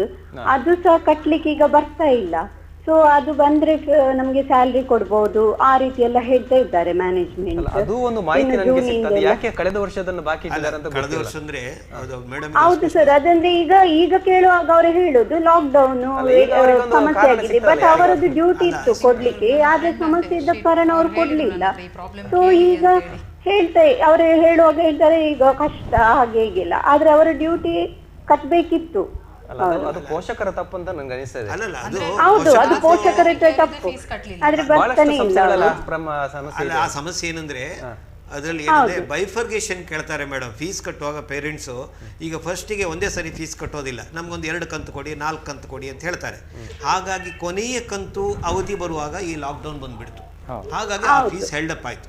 ಈಗ ಪೇರೆಂಟ್ಸಿಗೆ ಎಷ್ಟು ಬರ್ಡನ್ ಆಯ್ತು ಅಂತಂದ್ರೆ ಆ ಹಿಂದಿನ ಹಳೆ ಫೀಸನ್ನು ಕಟ್ಟಬೇಕು, ಈಗ ಹೊಸ ಫೀಸನ್ನು ಸಹಿತ ಈ ವರ್ಷದ ಈ ಅಕಾಡೆಮಿಕ್ ಮೊದಲೇ ಹಣ ಇಲ್ಲ, 2 ಪಟ್ಟು ಕಟ್ಟಬೇಕಾಯ್ತು. ಈಗ ಆಡಳಿತ ಮಂಡಳಿಗೆ ಹೇಗ್ ಮಾಡ್ಬೇಕು ಅನ್ನೋದು ಆಡಳಿತ ಮಂಡಳಿಗೂ ದಿಕ್ಕು ತೋಚದ ಪರಿಸ್ಥಿತಿ ಆಗಿದೆ. ಖಂಡಿತ ಅವರು ಸೌಮ್ಯ ಅವರೇ ಹೇಳ್ತಾ ಇದ್ರು ಸೇಮ್ ಇಶ್ಯೂ ನನ್ನ ಬರುವಾಗ. ಲಾಸ್ಟ್ ಅಕಾಡೆಮಿಕ್ ಇಯರ್ ಇದೆ ಫೀಸ್ ಕಟ್ಟಲಿಲ್ಲ. ಸೊ ಪೇರೆಂಟ್ಸ್ ಈಗ ಏನ್ ಹೇಳ್ತಾ ಇದ್ದಾರೆ ಅಂದ್ರೆ ಅದು ಲಾಕ್ಡೌನ್ ಅಲ್ಲ, ನಮ್ಗೆ ಫೀಸ್ ಕಟ್ಲಿಕ್ಕೆ ಆಗುದಿಲ್ಲ ಅಂತ. ಮೇ ಬಿ ಅವರು ಇದು ಅಕಾಡೆಮಿಕ್ ಇಯರ್ ಇದು ಫೀಸ್ ಕಟ್ಟಿದ್ರೆ ಮೇ ಬಿ ಈ ಟೀಚರ್ಸ್ಗೆ ಏಪ್ರಿಲ್ ಮೇ ಸ್ಯಾಲರಿ ಬೀಳ್ತಾ ಇತ್ತು ಅಂತ ಹೇಳಿ. ಅರ್ಪಿತಾ, ಬೇರೆ ಬೇರೆ ಸಮಸ್ಯೆಗಳು, ವಿಶೇಷವಾಗಿ ಅರೆಕಾಲಿಕ ಉಪನ್ಯಾಸಕರು ಅಥವಾ ಸಾಕಷ್ಟು ಕಡೆಗಳಲ್ಲಿ ಕೆಲಸ ಮಾಡ್ತಾರೆ, ಈಗ ಯಾವುದಕ್ಕೂ ಹೋಗುವಾಗಿಲ್ಲ. ಅದು ಹೌದು. ಒಂದು ಸಂಬಳ, ಇನ್ನೊಂದು ಲೈಫ್ ಸೆಕ್ಯೂರಿಟಿ ಇಲ್ಲ, ಭದ್ರತೆ ಇಲ್ಲ. ಒಂದಷ್ಟು ನಮ್ಮ ಗೆಳೆಯರೆಲ್ಲ ಕಾಲ್ ಮಾಡಿ ಹೇಳ್ತಾರೆ, ಈಗ ನಾವು ದೇವರದಿಂದ 11 ವರ್ಷ, ನಮ್ದು ಮ್ಯಾನೇಜ್ಮೆಂಟ್ ಒಳ್ಳೆಯದು, ನಾವು ಇದ್ದೇವೆ. ಕೆಲವೊಂದು ಒಬ್ಬರದ್ದು ಇತ್ತೀಚೆಗೆ ಒಂದು ಕರೆ ಬಂತು ನನಗೆ, 3 ವರ್ಷ ನಾನು ಒಂದು ಸಂಸ್ಥೆಯಲ್ಲಿ ಕೆಲಸ ಮಾಡ್ತಿದ್ದೆ, ಏನೋ ಒಂದು ಕಾರಣ ಹೇಳ್ಬಿಟ್ಟು, ಅಂದ್ರೆ ನಿಮ್ಗೆ ಯಾವುದೊಂದು ಕೋರ್ಸ್ಗಳಿಲ್ಲ ಅಥವಾ ನಿಮ್ಗೆ ಇಂಥದ್ದು ಇರ್ಬೇಕಿತ್ತು, ಅದಕ್ಕೋಸ್ಕರ ಕೆಲವರನ್ನ ಹೇಳದೆ ಕೇಳದೆ ಕೆಲವೊಂದು ಕಡೆಗಳಲ್ಲಿ ತೆಗ್ದಿದ್ದಾರೆ ಕೆಲಸದಿಂದ, ಯಾವುದೋ ಒಂದು ಕಾರಣ. ಹಾಗಿರ್ಬೇಕಿದ್ರೆ ಅವ್ರು ಹೇಳ್ತಾ ಇದ್ರು ನನ್ನ ಹತ್ರ, ಅವರು ಕೊಡಗಿನವರು, ಅವರು ನಮ್ಮೊಟ್ಟಿಗೆ ಪೇಪರ್ ವ್ಯಾಲ್ಯೂಷನ್ಗೆಲ್ಲ ಬರ್ತಾ ಇದ್ರು. ಒಂದು ಕಾಲ್ ಬಂತು ಅಂತ ಹೇಳಿದ್ರೆ ಕಾಲೇಜಿನ ಒಂಥರ ಭಯ ಆಗುತ್ತೆ, ಕಾಲೇಜಿಗೆ ಸೇರಿ 2 ವರ್ಷ ಆಯ್ತು, ಎಲ್ಲಿ ತೆಗ್ದು ಬಿಡ್ತಾರೆ ಅಂತ ಹೇಳಿ. ಹಾಗಿದ್ದವ್ರು ಏನ್ ಮಾಡ್ಬೇಕು ಅಂತ ಹೇಳಿ, ಅದೇ ಸಮಸ್ಯೆ, ಒಂದು ಭದ್ರತೆ ಇಲ್ಲ, ಇನ್ನೊಂದು ಅಂತ ಹೇಳಿದ್ರೆ ಸ್ಯಾಲ್ರಿ ಆನ್ ಟೈಮ್ ಅಲ್ಲಿ ಬರುವುದಿಲ್ಲ, ಅವರು ಹೇಳಿದಾಗೆ ಕಂತುಗಳಿದೆ. ಇನ್ನೊಂದು ದೊಡ್ಡ ಸಮಸ್ಯೆ ಏನು ಅಂತ ಹೇಳಿದ್ರೆ, ಕೆಲವರು ಹೇಳ್ತಾರೆ ನೀವು ಸಾವಿರಾರು ಗಟ್ಟಲೆ ಸಂಬಳವನ್ನ ತಗೊಳ್ತೀರಿ, ಆನ್ಲೈನ್ ಅಥವಾ ಆಫ್ಲೈನ್ ಕ್ಲಾಸ್ ಮಾಡಬಾರ್ದ ಅಂತ ಹೇಳಿ. ಆನ್ಲೈನ್ ಅಥವಾ ಆಫ್ಲೈನ್ ಕ್ಲಾಸ್ ಮಾಡೋದಕ್ಕೆ ನಮ್ಗೇನು ಅಭ್ಯಂತರ ಇಲ್ಲ, ದಿನಕ್ಕೆ 2 ಗಂಟೆ ನಾವು ಕ್ಲಾಸ್ ಅನ್ನ ಕಲಿತೇವೆ. ಇವರು ಹೇಳಿದ್ರು ನೋಡಿ, ಅದರ ಮಧ್ಯೆ ಒಂದು ಕರೆ ಇದೆ, ಬಳಿಕ ಬರ್ತೇನೆ. ಹಲೋ, ಹೇಳಿ. ಆನ್ಲೈನ್ ಅಥವಾ ಆಫ್ಲೈನ್ ಕ್ಲಾಸ್ ಮಾಡೋದಕ್ಕೆ ನಮ್ಗೇನು ಸಮಸ್ಯೆ ಇಲ್ಲ. ಇಲ್ಲಿ ಸಮಸ್ಯೆ ಇರೋದು ಒಂದು, ಇಲ್ಲಿಯ ವಾತಾವರಣದ್ದು ಸಿಡಿಲು ತುಂಬಾ ಇದೆ ಒಂದು. ಇನ್ನೊಂದು ಅಂತ ಹೇಳಿದ್ರೆ, ಸರ್ ಆಗ ಹೇಳಿದ್ರು ನೋಡಿ, ಪ್ರಿಪರೇಷನ್ ಮಾಡುವಂತದ್ದು. ನಿಮ್ಗೆ ಅಕೌಂಟ್ಸ್ ಎಲ್ಲ ಇದೆಯಲ್ಲ, ಅದನ್ನ ನಿಮ್ಗೆ ಆನ್ಲೈನ್ ಕ್ಲಾಸ್ ಅಲ್ಲಿ ಮಾಡಿದ್ರೆ ಎಫೆಕ್ಟಿವ್ ಆಗುದಿಲ್ಲ. ನಿಮ್ಗೆ ಇನ್ಕಮ್ ಟ್ಯಾಕ್ಸ್ ಅನ್ನ ನಿಮ್ಗೆ ಎಕ್ಸ್ಪ್ಲೇನ್ ಮಾಡ್ಲಿಕ್ಕೆ ಆಗುದಿಲ್ಲ, ಅಥವಾ ಹಿಂದಿ ಅಥವಾ ಕನ್ನಡ ಇರ್ಬೋದಾ, ವ್ಯಾಕರಣ. ಆನ್ಲೈನ್ ಕ್ಲಾಸ್ ನ ಬಗ್ಗೆ ಒಂದು ಕಾರ್ಯಕ್ರಮವನ್ನು ಮಾಡಿದೆ, ಬಹಳಷ್ಟು ವಿದ್ಯಾರ್ಥಿಗಳು ಅದಕ್ಕೆ ವಿರೋಧವನ್ನು ವ್ಯಕ್ತಪಡಿಸಿದರು. ಈ ಭಾಗದಲ್ಲಿ, ಗ್ರಾಮೀಣ ಭಾಗದಲ್ಲಿ ಬಹಳ ಕಷ್ಟ ಇದೆ, ಕಷ್ಟ, ಉಪನ್ಯಾಸಕರಿಗೂ ಕೂಡ ಕಷ್ಟ. ಅದರ ಮಧ್ಯೆ ಒಂದು ಕರೆಯನ್ನು ಸ್ವೀಕರಿಸೋಣ. ಹಲೋ, ನಮಸ್ಕಾರ. ನಮಸ್ತೆ ಸರ್, ಶೆಟ್ರಿಗೆ ನಮಸ್ತೆ. ನಮಸ್ತೆ. ನಮಸ್ತೆ. ಆಶಾಪ್ರಿಯಾ ಮೇಡಮ್ಗೆ, ಬಾಲಕೃಷ್ಣ ಸರ್ಗೆ, ಅರ್ಪಿತಾ ಶೆಟ್ಟಿ ಮೇಡಮ್ಗೆ ನಮಸ್ತೆ. ನಾವು ಒಬ್ರು ಶಿಕ್ಷಕರು, ಮಂಗಳೂರಿಂದ ಮಾತಾಡ್ತಾ ಇದ್ದೇನೆ. ಮಾರ್ಚ್ ತಿಂಗಳಲ್ಲಿ, ಮಾರ್ಚ್ 23 ನಂತರ ಲಾಕ್ಡೌನ್ ಆದ ನಂತರ ಶಿಕ್ಷಕರಿಗೆ ವೇತನವನ್ನ ಕೊಡ್ತಾ ಇಲ್ಲ ಸಂಸ್ಥೆಗಳು, ಖಾಸಗಿ ಸಂಸ್ಥೆಗಳು. ಕೆಲವು ಕಡೆಯಲ್ಲಿ 50%, ಕೆಲವು ಕಡೆಯಲ್ಲಿ 60% ನಮ್ಗೆ ಡಿಡಕ್ಟ್ ಮಾಡಿ ಸ್ಯಾಲರಿಯನ್ನ ಕೊಡ್ತಾ ಇದ್ದಾರೆ, ಸಂಬಳವನ್ನ ನೀಡ್ತಾ ಇದ್ದಾರೆ. ಆದ್ರೆ ಏಪ್ರಿಲ್ ಅಲ್ಲಿ, ಮೇ ಅಲ್ಲಿ ಸಂಬಳವನ್ನ ನೀಡ್ತಾ ಇಲ್ಲ ಸರ್. ಆದ್ರೆ ಖಾಸಗಿ ಶಿಕ್ಷಣ ಸಂಸ್ಥೆಗಳು 2019 ಮತ್ತು 2020 ಅಂತ ಹೇಳಿದ್ರೆ, ಆ 1 ವರ್ಷದಲ್ಲಿ ಹೋದ ಸಲ ಎಲ್ಲಾ ವೇತನವನ್ನ ಕೊಡ್ತಾ ಇದ್ರು. ಆ ಸಲ, ಈ ಸಲ ಕೊರೋನಾ ಬಂದ ಕಾರಣದಿಂದ ವೇತನ ಖಾಸಗಿ ಶಿಕ್ಷಣ ಸಂಸ್ಥೆಗಳು ನಮ್ಗೆ ವೇತನವನ್ನ ನೀಡ್ತಾ ಇಲ್ಲ. ಸರಿ, ಅದಕ್ಕೆ ಒಂದು ಕಾರ್ಯಕ್ರಮವನ್ನು ಮಾಡಿದ್ದೇವೆ. ಧನ್ಯವಾದಗಳು. ನಮ್ಮ ವಿಷಯ ಅರ್ಥ ಆಯ್ತಮ್ಮ. ಅವರು ಮೇಡಮ್ ಹೇಳಿದ್ದು ಒಂದು ಸಣ್ಣ ಟೆಕ್ನಿಕಲ್ ಪಾಯಿಂಟ್ ಇದೆ. ಅಲ್ಲಿ ಏಪ್ರಿಲ್ ಮತ್ತು ಮೇ 2 ತಿಂಗಳು ಸ್ಯಾಲ್ರಿ ಅದು ಹೋದ ಅಕಾಡೆಮಿಕ್ ಇಯರ್ ಅಲ್ಲಿ ಕಲೆಕ್ಷನ್ ಆದ ಫೀಸಲ್ಲಿ ಕೊಡಬೇಕು. ಅದು ಫೀಸು ಹೆಚ್ಚಿನಷ್ಟು ಸಂಸ್ಥೆಯವರು ಆ ಫೀಸ್ ಕಲೆಕ್ಟ್ ಮಾಡಿದ್ದಾರೆ. ಈಗ ಜೂನ್ ಜುಲೈ ಫೀಸು ನ್ಯೂ ಫೀಸಲ್ಲಿ ಕಲೆಕ್ಟ್ ಮಾಡಿ ಕೊಡುವಂಥದ್ದು, ಬಟವಾಡೆ ಮಾಡ್ತಕ್ಕಂಥದ್ದು ಅದು ನ್ಯೂ ಫೀಸಲ್ಲಿ. ಏಪ್ರಿಲ್ ಮೇ ಅಲ್ಲಿ ಫೀಸನ್ನು ಆಡಳಿತ ಮಂಡಳಿ ಕೊಡದೇ ಇರ್ಲಿಕ್ಕೆ ಸಾಧ್ಯ ಇಲ್ಲ, ಯಾಕಂದ್ರೆ ಅದನ್ನೇ ಆಲ್ರೆಡಿ ಅವರು ಅದನ್ನು ಕಲೆಕ್ಟ್ ಮಾಡಿದ್ದಾರೆ. ಯಾವುದು ಏಪ್ರಿಲ್ ಮೇ ಕೊಟ್ಟಿಲ್ಲ, ಆ ಏಪ್ರಿಲ್ ಮೇ ಅಲ್ಲೂ ಸಹಿತ ಕೆಲವು ಆಡಳಿತ ಮಂಡಳಿಯವರು ಕೊಟ್ಟಿಲ್ಲ, ಕೆಲವರು ಆಡಳಿತ ಮಂಡಳಿ ಬರಲಿಲ್ಲ. ಈಗ ಬರೆದಿದ್ದಕ್ಕೊಂದು ಉಂಟಲ್ಲ, ಈಗ ಎಷ್ಟೋ ಬಾಕಿ ಉಳ್ಕೊಂಡಿದ್ದೇವೆ ಅನ್ನೋದು ಅದು ಬಿಡಿ, ಅದು ಬೇರೆ. ಇನ್ನೇನಿದೆ, ಬಹುಶಃ ಅವರು ಮಾನವೀಯ ನೆಲೆಯಲ್ಲಿ ಬಿಟ್ಟಿರಬಹುದು, ಏನೋ ಗೊತ್ತಿಲ್ಲ. ಶಿಕ್ಷಣ ಸಂಸ್ಥೆಗಳನ್ನು, ಮ್ಯಾನೇಜ್ಮೆಂಟ್ ನಾವು ಯಾವತ್ತೂ ದೂರೋದಿಲ್ಲ. ನಮ್ಗೊಂದು ನಮ್ಮ ಎಷ್ಟೋ ದೊಡ್ಡ ಒಂದು ಕೋಟ್ಯಾಂತರ ಜನರಿಗೆ ಮ್ಯಾನೇಜ್ಮೆಂಟ್ ಸ್ಕೂಲ್ನವರು ಒಂದು ಜಾಬ್ ಕೊಟ್ಟಿದ್ದಾರೆ, ಅವರು ನಾವು ಖಂಡಿತ ದೂರಿದ್ರೆ ನಮ್ಗೆ ಅನ್ಯಾಯ ಮಾಡಿದಾಗ ಆಗ್ತದೆ. ಅರ್ಪಿತನ ಹತ್ರ ಮತ್ತೆ ಕೇಳ್ತೇನೆ, ಅದರ ಮಧ್ಯೆ ಒಂದು ಸಂದೇಶ ಓದ್ತೇನೆ. ಅಜಯ್ ದೀಕ್ಷಿತ್ ಅವರು ಬರೀತಾರೆ, now children are safe in home, please don't succumb to pressure of private schools until vaccine, no security, 100% sanitation of school not possible, children surely not able to wear mask for 8 hours ಅಂತ. ಖಂಡಿತ ಇದೆಲ್ಲವನ್ನು ಒಪ್ಪುವ, ಆದರೆ ಅದರ ಬಾಹ್ಯ ಪರಿಣಾಮ ಏನು? 1 ವರ್ಷ ಒಂದು ವೇಳೆ ಶಾಲೆ ಆಗದೇ ಇದ್ರೆ ಶಿಕ್ಷಕರ ಅದನ್ನ ನಂಬಿಕೊಂಡಿರುವವರ ಬದುಕೇನು? ಅದಕ್ಕೆ ಪರ್ಯಾಯ ಏನು? ಸರ್ಕಾರ ಮಾಡ್ತದ? ಯಾರು ಮಾಡ್ತಾರೆ? ಇಲ್ಲಿ ಪೋಷಕರದ್ದು ತಪ್ಪಲ್ಲ, ಯಾರ್ದು ತಪ್ಪಲ್ಲ, ತಪ್ಪ್ಯಾರ್ದು ಅನ್ನೋದು ಗೊತ್ತಾಗ್ತಾ ಇಲ್ಲ. ಪರಿಸ್ಥಿತಿ ಇದೆ ಅಷ್ಟೇ. ಮಾತನಾಡಿ ಆನ್ಲೈನ್ ಕ್ಲಾಸ್ಗಳ ಬಗ್ಗೆ. ಇಷ್ಟು ಆನ್ಲೈನ್ ಕ್ಲಾಸ್ ಅಂತ ಹೇಳಿದ್ರೆ ಸರ್ ಹೇಳಿದಾಗ ಪ್ರಿಪರೇಷನ್ ತುಂಬಾ ಕಷ್ಟ. ಅಂತೂ ಮಕ್ಕಳಿಗೆ ಏನು ಅವರನ್ನ ಅನ್ಯ ಚಟುವಟಿಕೆಗೆ ಅಂತ ಹೇಳಿದ್ರೆ ಬೇರೆ ಒಂದ್ಸಲ ಅಂತ ಹೇಳಿದ್ರೆ ಅವರ ಮನಸ್ಸು ಎನ್ನುವಂಥದ್ದು ಮರ್ಕಟನ ಹಾಗೆ ಒಂದು ರೀತಿಯಲ್ಲಿ ಅವರನ್ನ ಒಂದು ರೀತಿಯಲ್ಲಿ ಹಂತಕ್ಕೆ ತಂದಿಡಬೇಕು ಅಂತೇಳಿ ಪ್ರಯತ್ನವನ್ನ ನಾವು ಮಾಡ್ತಾ ಇರ್ಬೇಕು ಅಂತ ಹೇಳಿದ್ರೆ, ನಮ್ಮ ಬಗ್ಗೆ, ಶಿಕ್ಷಕರ ಬಗ್ಗೆ ಯಾಕೆ ಯಾರಿಗೂ ಕಾಳಜಿ ಇಲ್ಲ ಎನ್ನುವಂತ ಒಂದೇ ಒಂದು ಪ್ರಶ್ನೆ ಕಾಡುವಂಥದ್ದು. ಈಗ ಒಂದು 40-50 ವರ್ಷ ಪ್ರಾಯ ಆದವರ ಉಪನ್ಯಾಸಕರಿಗೆ ಅಷ್ಟು ಪಕ್ಕವಾಗಿ ಈ ಟೆಕ್ನಿಕ್ಗಳಿಗೆಲ್ಲ ಹೋಗ್ಲಿಕ್ಕೆ ಸಾಧ್ಯ ಇಲ್ಲ. ಆಯ್ತಾ? ಇನ್ನೊಂದು ಅಂತ ಹೇಳಿದ್ರೆ ಮಕ್ಕಳು ಈಗ ಡಿಗ್ರಿ ಮಕ್ಕಳನ್ನ ಒಂದು ಹದಕ್ಕೆ ಒಂದು ಲೆಕ್ಚರ್ಗಳ ಭಯಕ್ಕೂ ಅಥವಾ ಅದು ಆ ವಿಷಯದ ಆಸಕ್ತಿಯ ಬಗ್ಗೆಗೂ ಅವರು ಸೇರ್ತಾರೆ. ಕೆಲವೊಂದ್ಸಲ ಸತ್ಯ ಹೇಳಬೇಕು ಅಂತ ಹೇಳಿದ್ರೆ ಒಬ್ಬ ಉಪನ್ಯಾಸಕಿಯಾಗಿ ನನಗೆ ಒಂದೊಂದ್ಸಲ ಪ್ರಶ್ನೆ ಕಾಡ್ತದೆ, ನಾನು ಕ್ಲಾಸಿನಲ್ಲಿ ಮಾಡಿದಷ್ಟು ಪರಿಣಾಮವಾಗಿ ಈ ತಾಂತ್ರಿಕ ಉಪಯೋಗ ಮಾಡ್ಕೊಂಡಿದ್ದೇನೆ, ನಾನು 100% ಕೊಟ್ಟಿದ್ದೇನೆ. ಕೆಲವೊಂದು ಸಲ ಖುದ್ದಾಗಿ ಮತ್ತೊಂದ್ಸಲ ಮಕ್ಕಳಿಗೆ ಹೇಳುವುದುಂಟು, ಕೊನೆಯದಾಗಿ ಏನಾದ್ರೂ ನಿಮ್ಗೆ ಸಂಶಯಗಳಿದ್ರೆ ಮತ್ತೊಂದ್ಸಲ ನನ್ನೊಟ್ಟಿಗೆ ಸಂವಾದ ಮಾಡಿ ಅಂತೇಳಿ. ಹಾಗಿರ್ಬೇಕಿದ್ರೆ ಕೆಲವೊಂದ್ಸಲ ಒಬ್ಳು ತಾಯಿಯಾಗಿ ಆಲೋಚನೆಯನ್ನ ಮಾಡಿದ್ರೆ ಕಾಲೇಜಲ್ಲಿ ಇರ್ಬೇಕಿದ್ರೆ, ಕಾಲೇಜಿಗೆ ಹೋಗಿ ಬರ್ಬೇಕಿದ್ರೆ ಒಂದು ಕೊನೆ ಪಕ್ಷ ಒಂದು 8 ಗಂಟೆ ಆದ್ರೂ ಅವನಿಗೆ ಕೊಡ್ತಾ ಇದ್ದೆ. ಈಗ ಅದು ಕೊಡದೆ ಇರುವಂತಹ ಪರಿಸ್ಥಿತಿ ಬರ್ತಾ ಉಂಟು. ಹಾಗಿರ್ಬೇಕಿದ್ರೆ ಕೊನೆಗೆ ಬರುವಂತದ್ದು ಇದೇ ಭಯ ಕಾಡುವಂತದ್ದು. ಭಯದ ಬಗ್ಗೆ ಬರ್ತೇನೆ. ಒಂದು ಕರೆ ಇದೆ. ಹಲೋ ಹಲೋ, ನಮಸ್ಕಾರಮ್ಮ, ಹೇಳಿ. ನಮಸ್ತೆ ಸರ್. ಸರ್, ನಾವು ಶಿಕ್ಷಕರ ಬಗ್ಗೆ ನೀವು ಮಾತಾಡ್ತೀರಿ ಸರ್. ನಾವು ಹೌಸ್ ಕೀಪಿಂಗ್ ಆಗಿ ಕೆಲಸ ಮಾಡ್ತೀವಿ, ನಮ್ಮ ಸಂಬಳ ಯಾರು ಕೊಡುದಿಲ್ಲ. ಇಲ್ಲ, ನಿಮ್ಮನ್ನು ಸೇರಿಸಿ ಮಾತಾಡ್ತಿದ್ರೆ ಶಿಕ್ಷಣ ಸಂಸ್ಥೆ ಅಂತ ಇದೆ, ಶಿಕ್ಷಣ ಸಂಸ್ಥೆಗಳಲ್ಲಿ ಕೆಲಸ ಮಾಡುವ ಶಿಕ್ಷಕರು ಮತ್ತು ಶಿಕ್ಷಣ ಸಂಸ್ಥೆಗಳು. ಖಂಡಿತಮ್ಮ, ನಿಮ್ಮ ಬಗ್ಗೆ ಕೂಡ ಕಾಳಜಿ ಇದೆ. ಸರ್ಕಾರಕ್ಕೆ ಮುಟ್ಟಿಸುವ ಪ್ರಯತ್ನ ನಮ್ದು, ಒಂದು ಪ್ರಾಮಾಣಿಕ ಪ್ರಯತ್ನ ಎಷ್ಟು ಸಫಲತೆಯನ್ನು ಕಾಣ್ತದೆ ಎರಡನೇ ವಿಚಾರ. ಧನ್ಯವಾದಗಳು. ತಾವಾಗ ಹೇಳ್ತೀರಿ ಅನ್ನೋ ಶಿಕ್ಷಣ ಸಂಸ್ಥೆಯಲ್ಲಿ ಕಾಮಿಡಿಯನ್ನ ಹೇಳ್ತಾ ಇದ್ರಿ. ಉದಾಹರಣೆಗೆ ಅವರಿಗೊಂದು ಅವರ ಮಾತಿನಷ್ಟಕ್ಕೆ ನನಗೊಂದು ನೆನಪಿಗೆ ಬಂತು. ಶಿಕ್ಷಣ ಅಂತಂದ್ರೆ ಬರೇ ಒಂದು ಇನ್ಫಾರ್ಮೇಶನ್ ಪಾಸ್ ಮಾಡೋದಲ್ಲ. ನೀವೀಗ ಏನ್ ಮಾಡ್ತೀರಿ, ಬರೀ ಇನ್ಫಾರ್ಮೇಶನ್ ಗ್ಯಾದರ್ ಮಾಡಿ ಕೊಡ್ತೀರಿ ನಾವು. ಅದು ಲರ್ನಿಂಗ್ ಬೇರೆ, ಮತ್ತೆ ನಾವು ಕೊಡ್ತಕ್ಕಂಥದ್ದು ಈ ಶಿಕ್ಷಣ ಅನ್ನುವಂಥದ್ದು ಬೇರೆ. ಅದು ಎರಡಕ್ಕೂ ಸಹಿತ ಟ್ಯಾಗ್ ಮಾಡಬಾರ್ದು. ನೋಡಿ, ಸುಧಾರಣೆಗೆ ಸುಮ್ಮನೆ ಹಾಸ್ಯಕ್ಕಿದಂತ ನೀವು ತಗೊಂಡು ತೊಂದರೆ ಇಲ್ಲ. ಈಗ ಸರಸ್ವತಿಯ ಒಂದು ಕ್ಯಾಲೆಂಡರ್ ನೋಡಿ, ಒಂದು ಕೈಯಲ್ಲಿ ಸರಸ್ವತಿ ಪುಸ್ತಕ ಇಟ್ಕೊಂಡಿದ್ದಾಳೆ, ಇನ್ನೊಂದು ಕೈಯಲ್ಲಿ ಎರಡು ಕೈಯಲ್ಲಿ, ಒಂದು ಕೈಯಲ್ಲಿ ಎರಡು ಕೈಯಲ್ಲಿ ವೀಣೆ ಇಟ್ಕೊಂಡಿದ್ದಾಳೆ, ಇನ್ನೊಂದು ಕೈಯಲ್ಲಿ ಜಪಮಾಲೆ ಇಟ್ಕೊಂಡಿದ್ದಾಳೆ. ಅದ್ರ ತಾತ್ಪರ್ಯ ಏನಂತ ಕೇಳಿದ್ರೆ, ಸರಸ್ವತಿ ಕ್ಯಾಲೆಂಡರ್ನ ತಾತ್ಪರ್ಯ ಏನಂತ ಕೇಳಿದ್ರೆ, ಓದುವುದು ಕೇವಲ 4ನೇ ಒಂದು ಭಾಗ, ಮತ್ತು ಉಳಿದದ್ದೆಲ್ಲ ಯಾವುದು ಬಾಹ್ಯ ಚಟುವಟಿಕೆ, ಸಾಂಸ್ಕೃತಿಕ ಕಾರ್ಯಕ್ರಮ, ಶಿಕ್ಷಕರೊಟ್ಟಿಗೆ ವ್ಯವಹಾರ, ಮಕ್ಕಳೊಟ್ಟಿಗೆ ಕೂತು ಕಲಿಯುವಂಥದ್ದು, ಅವೆಲ್ಲವೂ ಸಹಿತ ಕ್ರೋಢೀಕರಿಸಿ ಶಿಕ್ಷಣ ಆಗುವಂಥದ್ದು. ಹಾಗಾದರೆ ಓದುವುದೇ ಒಂದು ಮುಖ್ಯ, ಇನ್ಫಾರ್ಮೇಷನ್ನೇ ಮುಖ್ಯ ಆಗಿಂತಾದರೆ ಆ ಕ್ಯಾಲೆಂಡರ್ ಮಾಡುವಂಥ ಯಾರು ರಾಜ ರವಿವರ್ಮ ಯಾರೋ ಮಾಡಿದಂತೆ 4 ಕೈಯಲ್ಲಿ ಸರಸ್ವತಿಯಲ್ಲಿ ಯಾವುದನ್ನು ಇಡ್ತಾ ಇದ್ದ, ಪುಸ್ತಕವನ್ನು ಇಡ್ತಿದ್ನೋ ಏನೋ. ಹಾಗಾಗಿ ಶಿಕ್ಷಕ ಇಲ್ಲದೆ ಇರುವಂಥ ಶಿಕ್ಷಣ ಇದೆಯಲ್ಲ, ಅದನ್ನು ಶಿಕ್ಷಣ ಅಂತ ಒಪ್ಕೊಳ್ಳಿಕ್ಕೆ ಸಾಧ್ಯವೇ ಆಗೋದಿಲ್ಲ. ಆದ್ದರಿಂದ ಈಗ ಹೌದು, ಜೀವ ಮುಖ್ಯ, ಜೀವನ ನಂತರ ಅಂತಕ್ಕಂಥ ಮಾತು ನಾವು ಖಂಡಿತ ಒಪ್ಕೊಳ್ತೇವೆ. ಇವತ್ತು ಮಕ್ಕಳನ್ನು ಕಳಿಸ್ಕೊಡಿ, ನಾಳೆ ನಾವು ಶಿಕ್ಷಕ ಉಪವಾಸ ಬಿದ್ದಿದ್ದೇವೆ ಅಂತಕ್ಕಂಥದ್ದನ್ನು ಬೇಡಿಕೆ ನಾವು ಖಂಡಿತ ಇಡ್ತಾ ಇಲ್ಲ. ದಯವಿಟ್ಟು ಪ್ರೇಕ್ಷಕ ಯಾವ ರಕ್ಷಕರು ಹಾಕಿ ತಿಳ್ಕೊಳ್ಬಾರ್ದು. ಯಾಕಂದರೆ ನಮ್ಮ ಹೊಟ್ಟೆ ತುಂಬಲಿಕ್ಕಾಗಿ ನಿಮ್ಮ ಮಕ್ಕಳನ್ನು ನೀವು ಏನು ತೊಂದರೆ ಆದರೂ ಅಡ್ಡಿಲ್ಲ ಶಾಲೆಗೆ ಕಳಿಸಿ ಅಂತ ನಾವು ಕೇಳ್ತಾ ಇದ್ದದ್ದಲ್ಲ. ನಮ್ಮ ಬಗ್ಗೆ ನೀವು ಮಾತಾಡಿ, ನಮ್ಮ ಬಗ್ಗೆ ಒಂದು ಸ್ವಲ್ಪ ಸಂದೇಶಗಳು ಸಾಕಷ್ಟು ಬರ್ತಾ ಇದೆ. ಮಕ್ಕಳನ್ನ ಶಾಲೆ ಕಳಿಸೋದಿಲ್ಲ ಅಥವಾ ಆರಂಭ ಮಾಡಬೇಡಿ, ನಾನು ಅದನ್ನ ಹೇಳ್ತೇನೆ. ಈಗ ಕಳಿಸಲಿಕ್ಕೆ ಸಾಧ್ಯನೇ ಇಲ್ಲ. ನಾನು ಒಬ್ಬ ಪೋಷಕನಾಗಿ ನನ್ನ ಮಗುವನ್ನು ಕಳಿಸಲ್ಲ. ಇಲ್ಲಿ ಕೂತವ್ರು ಎಲ್ಲರೂ ನಾವೆಲ್ಲರೂ ಪೋಷಕರು ಹೌದು, ಶಿಕ್ಷಕರು ಹೌದು. ಆದ್ರಿಂದ ನಮಗೆ ಗೊತ್ತಿದೆ ನಾವು ಕಳಿಸಬಾರ್ದು ಅಂತ ಹೇಳ್ತಿದ್ದೇವೆ.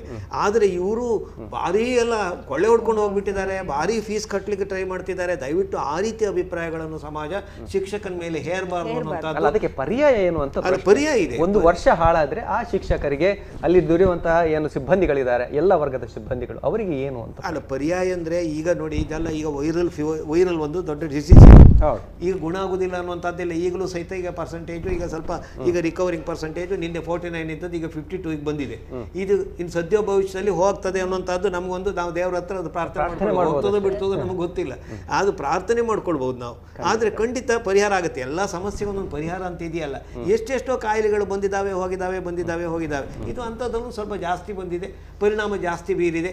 ಒಂದು ವರ್ಷ ಇಲ್ಲ ಅಂತ ಖಂಡಿತ ಆಗ್ಲಿಕ್ಕಿಲ್ಲ ಅನ್ನೋದು ನಮ್ಮ 100% ಬರುವುದು. ನಾವು ಅದನ್ನೇ ಆಶಯ ವ್ಯಕ್ತಪಡಿಸಿದೆ. ರವಿ ಶೆಟ್ಟಿ ಬರೆಪೇರಿ ಎಡ್ಡೆ ವಿಷಯದ ಬಗ್ಗೆ ಚರ್ಚಾ ಒಂದುಂಡು ಎಡ್ಡೆ ವಿಷಯ ಬಂಧುಗಳೇ, ತಾವು ನೇರವಾಗಿ ಕರೆ ಮಾಡಬಹುದು ಅಥವಾ ಸಂದೇಶಗಳ ಮೂಲಕ ತಮ್ಮ ವಿಚಾರಗಳನ್ನು ನಮ್ಮೊಂದಿಗೆ ಅಂತರ್ಜಾಲದ ಮೂಲಕ ಕಳಿಸಿಕೊಡುವ ವ್ಯವಸ್ಥೆ ಮಾಡಿದ್ದೇವೆ. ಫೇಸ್ಬುಕ್ನಲ್ಲಿ ನಮ್ಮ ಟಿವಿ ಚಾನಲ್ ಅಂತ ಹಾಕಿದರೆ ಈ ಒಂದು ನೇರ ಪ್ರಸಾರ ಕಾರ್ಯಕ್ರಮ ಅಲ್ಲಿ ನಮಗೆ ಲಭ್ಯ ಇದೆ. ಅದರ ಮುಖ್ಯವಾಗಿ ನಮ್ಮ ಈ ಒಂದು ಕಾರ್ಯಕ್ರಮಕ್ಕೆ ಸಂದೇಶಗಳನ್ನು ಕಳಿಸ್ಬೋದು. ಮೇಡಮ್, ತಾವು ಹೇಳ್ತಾ ಇದ್ರಿ ಸಮಸ್ಯೆಗಳು ಆನ್ಲೈನ್ ಟೀಚಿಂಗ್ ಬಗ್ಗೆ ಹೇಳೋದಾದ್ರೆ, ಮ್ಯಾಮ್ ಹೇಳಿದ ಹಾಗೆ ಏನೋ ಮಕ್ಕಳಿಗೆ ಅದು ಮುಟ್ತಾ ಇಲ್ಲ. ಈ ಕ್ಲಾಸ್ ರೂಮಲ್ಲಿ ಇಂಟರಾಕ್ಷನ್ ಆಗುವಾಗಲೇ ಮಕ್ಕಳ ಹತ್ರ ಕೇಳಿದೆ ಅರ್ಥ ಆಯ್ತಾ ಮಕ್ಕಳ ಅಂತ ಕೇಳಿದ್ರೆ ಹೂ ಅಂತ ಹೇಳ್ತಾರೆ. ಅಟ್ಲೀಸ್ಟ್ ಅವರ ಬುಕ್ ಅನ್ನು ನೋಡಿ ನಾವು ಜಡ್ಜ್ ಮಾಡ್ಬೋದು ಅವರಿಗೆ ಎಷ್ಟು ಅರ್ಥ ಆಗಿದ ಇಲ್ವಾ ಅಂತ ಹೇಳಿ. ಈಗ ಇದು ಡೈರೆಕ್ಟ್ ಆನ್ಲೈನ್ ಅಲ್ಲಿ ಕೇಳುವಾಗ ಅರ್ಥ ಆಯ್ತಾ, ಓಕೆ ಅರ್ಥ ಆಯ್ತು ಅಂತ ಹೇಳ್ತಾರೆ. ಅಂದ್ರೆ ತುಂಬಾ ಹೆಸಿಟೆಂಟ್ ಇರ್ತಾರೆ ಮಕ್ಕಳು. ಸೊ ಅಲ್ಲಿ ನಮ್ಗೆ ಜಡ್ಜ್ ಮಾಡ್ಲಿಕ್ಕೆ ಆಗುದಿಲ್ಲ ಅವರಿಗೆ ಅರ್ಥ ಆಯ್ತಾ ಇಲ್ವಾ ಅಂತ. ಇನ್ನೊಂದು ಏನಾಗುತ್ತೆ ಅಂದ್ರೆ ಅವರು ನೋಟ್ಸ್ ಕಾಪಿ ಮಾಡ್ಲಿಕ್ಕೆ ಹೇಳ್ತೇವೆ, ಇಲ್ದಿದ್ರೆ ಕ್ವಶನ್ ಆನ್ಸರ್ಸ್ ಕೊಡ್ತೇವೆ. ಒಬ್ಬ ಒಬ್ರು ಕಳ್ಸಿದ್ರೆ ಆಯ್ತು, ನೆಕ್ಸ್ಟ್ ಅದನ್ನೇ ಕಾಪಿ ಮಾಡ್ಕೊಂಡು ಯುನೋ ಪಾಸ್ ಮಾಡ್ತಾ ಬಿಡ್ತಾರೆ ನೋಟ್ಸ್. ಅದು ಅವ್ರಿಗೆ ಎಷ್ಟು ಅರ್ಥ ಆಗಿದೆ, ಅರ್ಥ ಆಗ್ಲಿಲ್ವಾ, ಅದು ನಮಗೆ ಇಂಟರಾಕ್ಷನ್ ಇಲ್ಲದೆ ಅದು ಗೊತ್ತಾಗ್ತಾ ಇಲ್ಲ.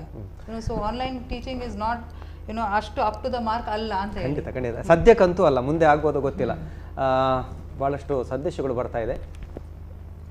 ಒಂದು ಸಂದೇಶ ನೇತ್ರ ಅವರು ಬರ್ತಾರೆ, at least guide parents to pay at least quarter fees to school so that school and teachers can survive ಅಂತ.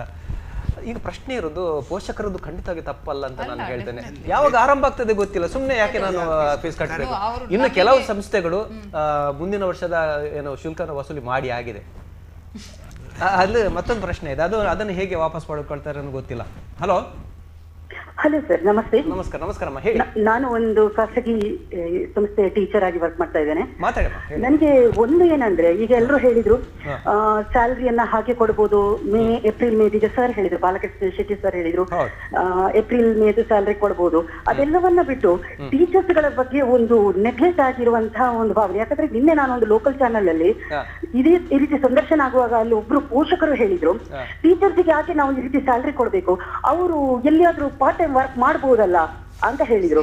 ನಾನು ಆಕ್ಚುಲಿ ತುಂಬಾ ಟ್ರೈ ಮಾಡಿದೆ ಅವರಿಗೆ ಅವ್ರ ಹತ್ರ ಮಾತಾಡ್ಲಿಕ್ಕೋಸ್ಕರ.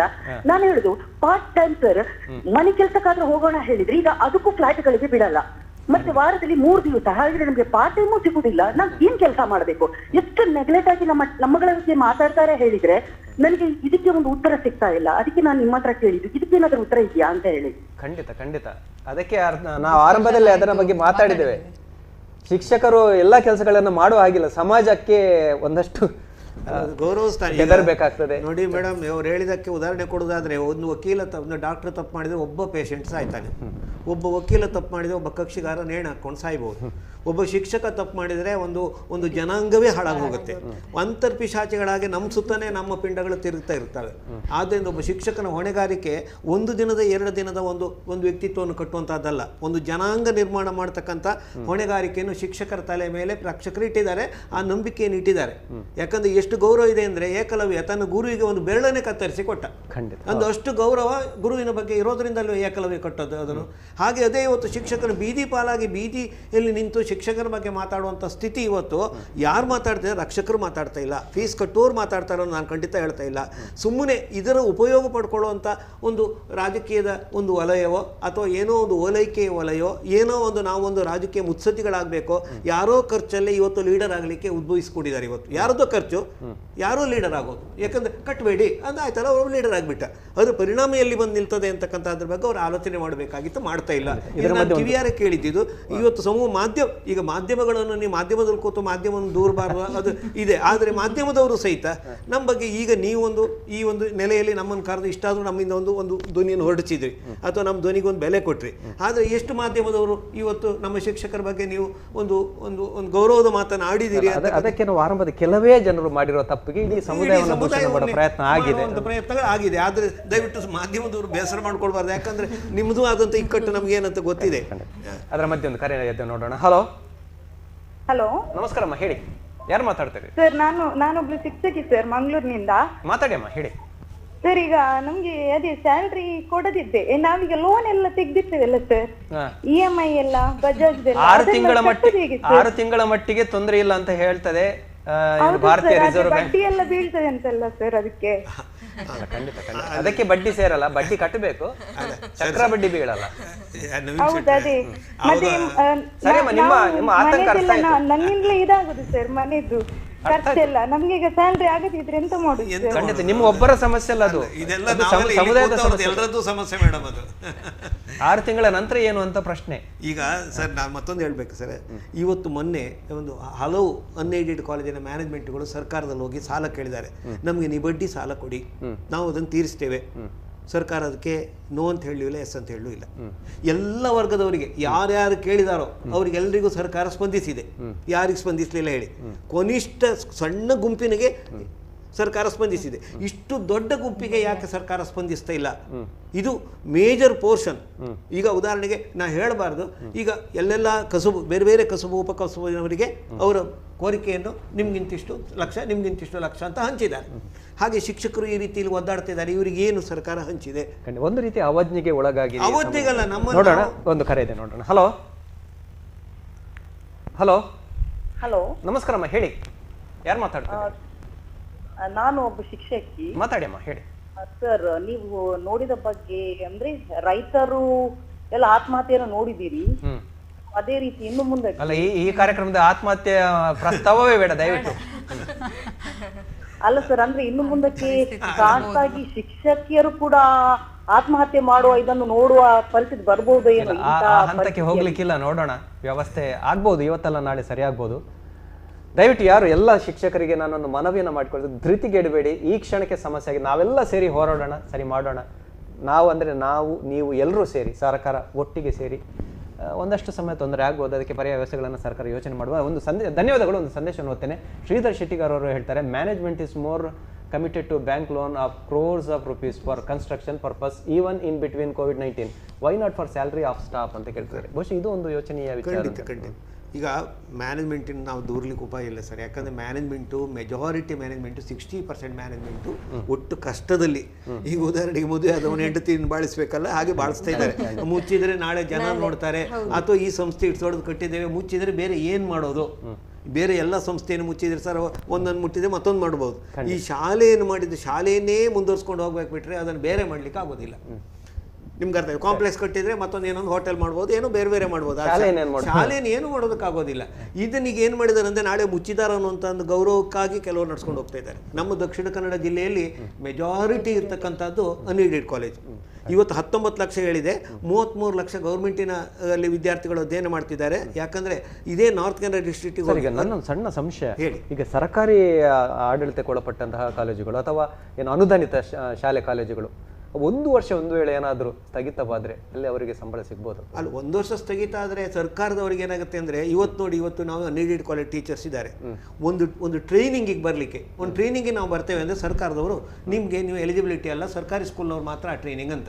ಸರ್ಕಾರದ ಯಾವುದೇ ಫೆಸಿಲಿಟೀಸು, ಮೆಜಾರಿಟಿ ನಾವು ಪಾಠ ಹೇಳ್ತಕ್ಕಂಥ ಟೀಚರಿಗೆ ಒಂದು ಟ್ರೈನಿಂಗ್ ಕೊಡೋದಕ್ಕೂ ಇತ್ತ ಸರ್ಕಾರದವರು ಹಿಂದೆ ಮುಂದೆ ನೋಡ್ತಾ ಇದ್ದಾರೆ. ಅದನ್ನು ಪ್ರೈವೇಟ್ ಈಗ ನೋಡಿ, ಒಂದು ಮಾತು, ಈಗ ನಾನು ತಪ್ಪು ಹೇಳ್ತಾನೋ ಒಪ್ಪು ಹೇಳ್ತಾನೋ ನನಗೆ ಗೊತ್ತಿಲ್ಲ, ಇಡೀ ವರ್ಲ್ಡಲ್ಲಿ ಸರ್ಕಾರದ ಹೊಣೆಗಾರಿಕೆ ಏನು ಕೇಳಿದ್ರೆ ಪ್ರತಿಯೊಬ್ಬನಿಗೂ ಶಿಕ್ಷಣ ಮತ್ತು ಆರೋಗ್ಯ ಕೊಡಬೇಕಾದದ್ದು. ಅದನ್ನು ಪ್ರೈವೇಟ್ ಮ್ಯಾನೇಜ್ಮೆಂಟ್ನವರು ತಮ್ಮ ಹೆಗಲ ಮೇಲೆ ಹೊತ್ತದ್ರಿಂದ ಸರ್ಕಾರದವರು ಅದರ ಮೇಲೆ ಗುದ್ದು ಹಾಕ್ತಾ ಇದ್ದಾರೆ, ಅದರ ಮೇಲೆ ಪೆಟ್ಟು ಹೊಡಿತಾ ಇದ್ದಾರೆ. ಯಾಕಂದರೆ ನೀವು ಯಾಕೆ ತಗೊಂಡ್ರಿ, ನೀವು ಯಾಕೆ ಮಾಡಲಿಕ್ಕೆ ಹೊರಟ್ರಿ ನೋಡಿ. ಅವರ ಹೊಣೆಗಾರಿಕೆಯನ್ನು ನಾವು ನಮ್ಮ ಆಡಳಿತ ಮಂಡಳಿ ಮಾಡ್ತಾ ಇದೆ, ನಮ್ಮ ಪ್ರೈವೇಟ್ ಮ್ಯಾನೇಜ್ಮೆಂಟ್ ಮಾಡ್ತಾ ಇದೆ. ಅದನ್ನು ಅವರಿಗೆ ಸರ್ಕಾರಕ್ಕೆ ನಮಗೆ ಪೂರಕವಾಗಿ ಅವರು ಇರಬೇಕಾಗಿತ್ತು. ಆದರೆ ಸರ್ಕಾರದ ಒಂದೊಂದು ಆಜ್ಞೆಯೂ ಸಹಿತ ಆದಷ್ಟು ಬೇಗ ಅನ್ಎಡೆಡ್ ಸಂಸ್ಥೆಗಳನ್ನು ಮುಚ್ಚಬೇಕು ಅನ್ನುವಂಥ ಒಂದು ಧೋರಣೆಯನ್ನು ಸ್ಪಷ್ಟವಾಗಿ ಹೊಂದಿದಂಥ ಒಂದು ನೀತಿಯಲ್ಲಿದೆ. ಇದನ್ನು ಸ್ಪಷ್ಟವಾಗಿ ಇಷ್ಟು ವಿಚಾರಗಳನ್ನು ಸಹಿತ ಸರ್ಕಾರದ ಗಮನಕ್ಕೆ ಯಾರೂ ತರೋದಿಲ್ಲ. ಯಾಕಂದರೆ ನಮ್ಮದು ಕೀರಲು ಧ್ವನಿ ಆಗಿಬಿಡ್ತು, ನಮ್ಮ ಸ್ವರ ಭಾಳ ಮೆತ್ತಗಾಗ್ಬಿಡ್ತು. ಹಾಗಾಗಿ ನಮ್ಮನ್ನು ಯಾರು ಕೇಳದೇ ಇರ್ತಕ್ಕಂಥ ದುಸ್ಥಿತಿ. ಪ್ರತಿ ಬಾರಿ ಶಿಕ್ಷಕರ ಪ್ರತಿಭಟನೆಗಳು, ಹೋರಾಟಗಳನ್ನು ನಾವು ಕೇಳ್ತೇನೆ. ಶಿಕ್ಷಕರ ಪ್ರತಿಭಟನೆ ವಿಶೇಷವಾಗಿ ಮೌಲ್ಯಮಾಪನದಲ್ಲಿ ಶಿಕ್ಷಕ ಅದಕ್ಕೆ ಸೀಮಿತ ಆಗ್ತಾ ಇದೆಯಾ ನೋಡಿ ಸರ್. ಅದಕ್ಕೂ ಸಹಿತ ಹೇಳ್ತೇನೆ, ಇವತ್ತು ಹೋರಾಟ ನಡೀತದೆ ಯೂನಿವರ್ಸಿಟಿಯಲ್ಲಿ, ಮೌಲ್ಯಮಾಪನ ಹೋರಾಟ ನಡೀತದೆ. ಯಾರು? ಏಡೆಡ್ ಪ್ರೊಫೆಸರ್ಸಿಗೆ ಮಾತ್ರ. ಇಲ್ಲಿ ಏಡೆಡ್ ಟೀಚರ್ಸಿಗೆ ಮಾತ್ರ ಅಲ್ಲಿ ಹೋರಾಟ ಮಾಡೋದು ಯಾರು? ಏಡೆಡ್ ಟೀಚರ್ಸ್ ಮಾತ್ರ. ಅನ್ಎಡೆಡ್ ಟೀಚರ್ಸ್ ಅನ್ನೋರು ಯಾರು ಸಹಿತ ಎಲ್ಲೂ ಲೆಕ್ಕಕ್ಕೆ ತಗೊಂಡಿಲ್ಲ. ಸುಮ್ಮನೆ ಒಂದು ಆಟಕ್ಕುಂಟು ಲೆಕ್ಕಕ್ಕಿಲ್ಲ. ಅದರ ಮಧ್ಯೆ ಒಂದು ಕರೆ ಇದೆ, ನೋಡೋಣ. ಹಲೋ ಹಲೋ ಹಲೋ ವೀಕ್ಷಕರೇ, ಕರೆ ಮಾಡಬಹುದು 41111727. ಹೇಳಿ. ಖಾಸಗಿ ಶಿಕ್ಷಣ ಸಂಸ್ಥೆಗಳು ಬಹಳ ಗಂಭೀರ ಇದೆ ಅಂತ ನನ್ಗೆ ಅನಿಸ್ತಾ ಇದೆ. ಮೆಸೇಜ್ ಹಾಕಿದ್ರಲ್ಲ, ಬ್ಯಾಂಕ್ ಲೋನ್ಸ್ ಇದೆ, ಏನಾಗಿದೆ ಅಂದ್ರೆ ಔಟ್ಸೈಡರ್ಸ್ಗೆ ಜಸ್ಟ್ ಬ್ಲೇಮ್ ಮಾಡ್ತಾ ಇದ್ದಾರೆ. ಫೀಸ್ ತಗೊಳ್ತಾರೆ, ಒಳಗೆ ಹಾಕ್ತಾರೆ ಅಂತ. ಬಟ್ ಇನ್ಸೈಡ್ ಅವ್ರಿಗೆ ಎಷ್ಟು ಖರ್ಚಿದೆ, ಒಂದು ಬಿಲ್ಡಿಂಗಿಗೆ ಲೋನ್ಸ್ ಕಟ್ಟೋದಾಗ್ಲಿ, ಇಲ್ದಿದ್ರೆ ಇನ್ಫ್ರಾಸ್ಟ್ರಕ್ಚರಿಗಾಗ್ಲಿ, ಅದಕ್ಕೂ ಖರ್ಚಾಗ್ತಾ ಇದೆ ಅನ್ನೋ ಸೀನ್, ಅದು ಬಿಹೈಂಡ್ ದ ಸೀನ್ ಇದೆ. ಅವ್ರಿಗೆ ಕಾಣೋದೇನು, ಬರೀ ಫೀಸ್ ತಗೊಳ್ತೀವಿ, ಒಳಗೆ ಹಾಕ್ತೀವಿ ಅಷ್ಟೇ ಅನ್ನೋ ಒಂದು ಇಮೇಜ್ ಇದೆ. ಅದರ ಮಧ್ಯೆ ಒಂದಷ್ಟು ದೂರುಗಳು ಇದೆ, ವಿಪರೀತವಾದಂತಹ ಡೊನೇಷನ್ಗಳನ್ನ ಕೇಳ್ತಾರೆ. ಅದು ಒಳ್ಳೆ ಪ್ರಶ್ನೆ ಸರ್. ನಿಮ್ಮ ಹತ್ರ ನೀವು ಭಾಳ ತಿಳುವಳಿಕೆ ಇದ್ದವರು, ನೀವು ಭಾಳ ಅನುಭವಿಸ್ತಾ ಸರ್. ಈಗ ನೀವು ಮಂಗಳೂರಿನಲ್ಲಿ ಮೂಲೆ ನೂಕ್ ಆ್ಯಂಡ್ ಕಾರ್ನರ್ ನಿಮ್ಗೆ ಗೊತ್ತುಂಟು, ಎಲ್ಲೆಲ್ಲಿ ಶಾಲೆ ಇದೆ, ಯಾರ್ಯಾರು ನಡೆಸ್ತಾರೆ ಅಂತ. ನೀವೊಂದು ಸಮೀಕ್ಷೆ ಮಾಡಿ.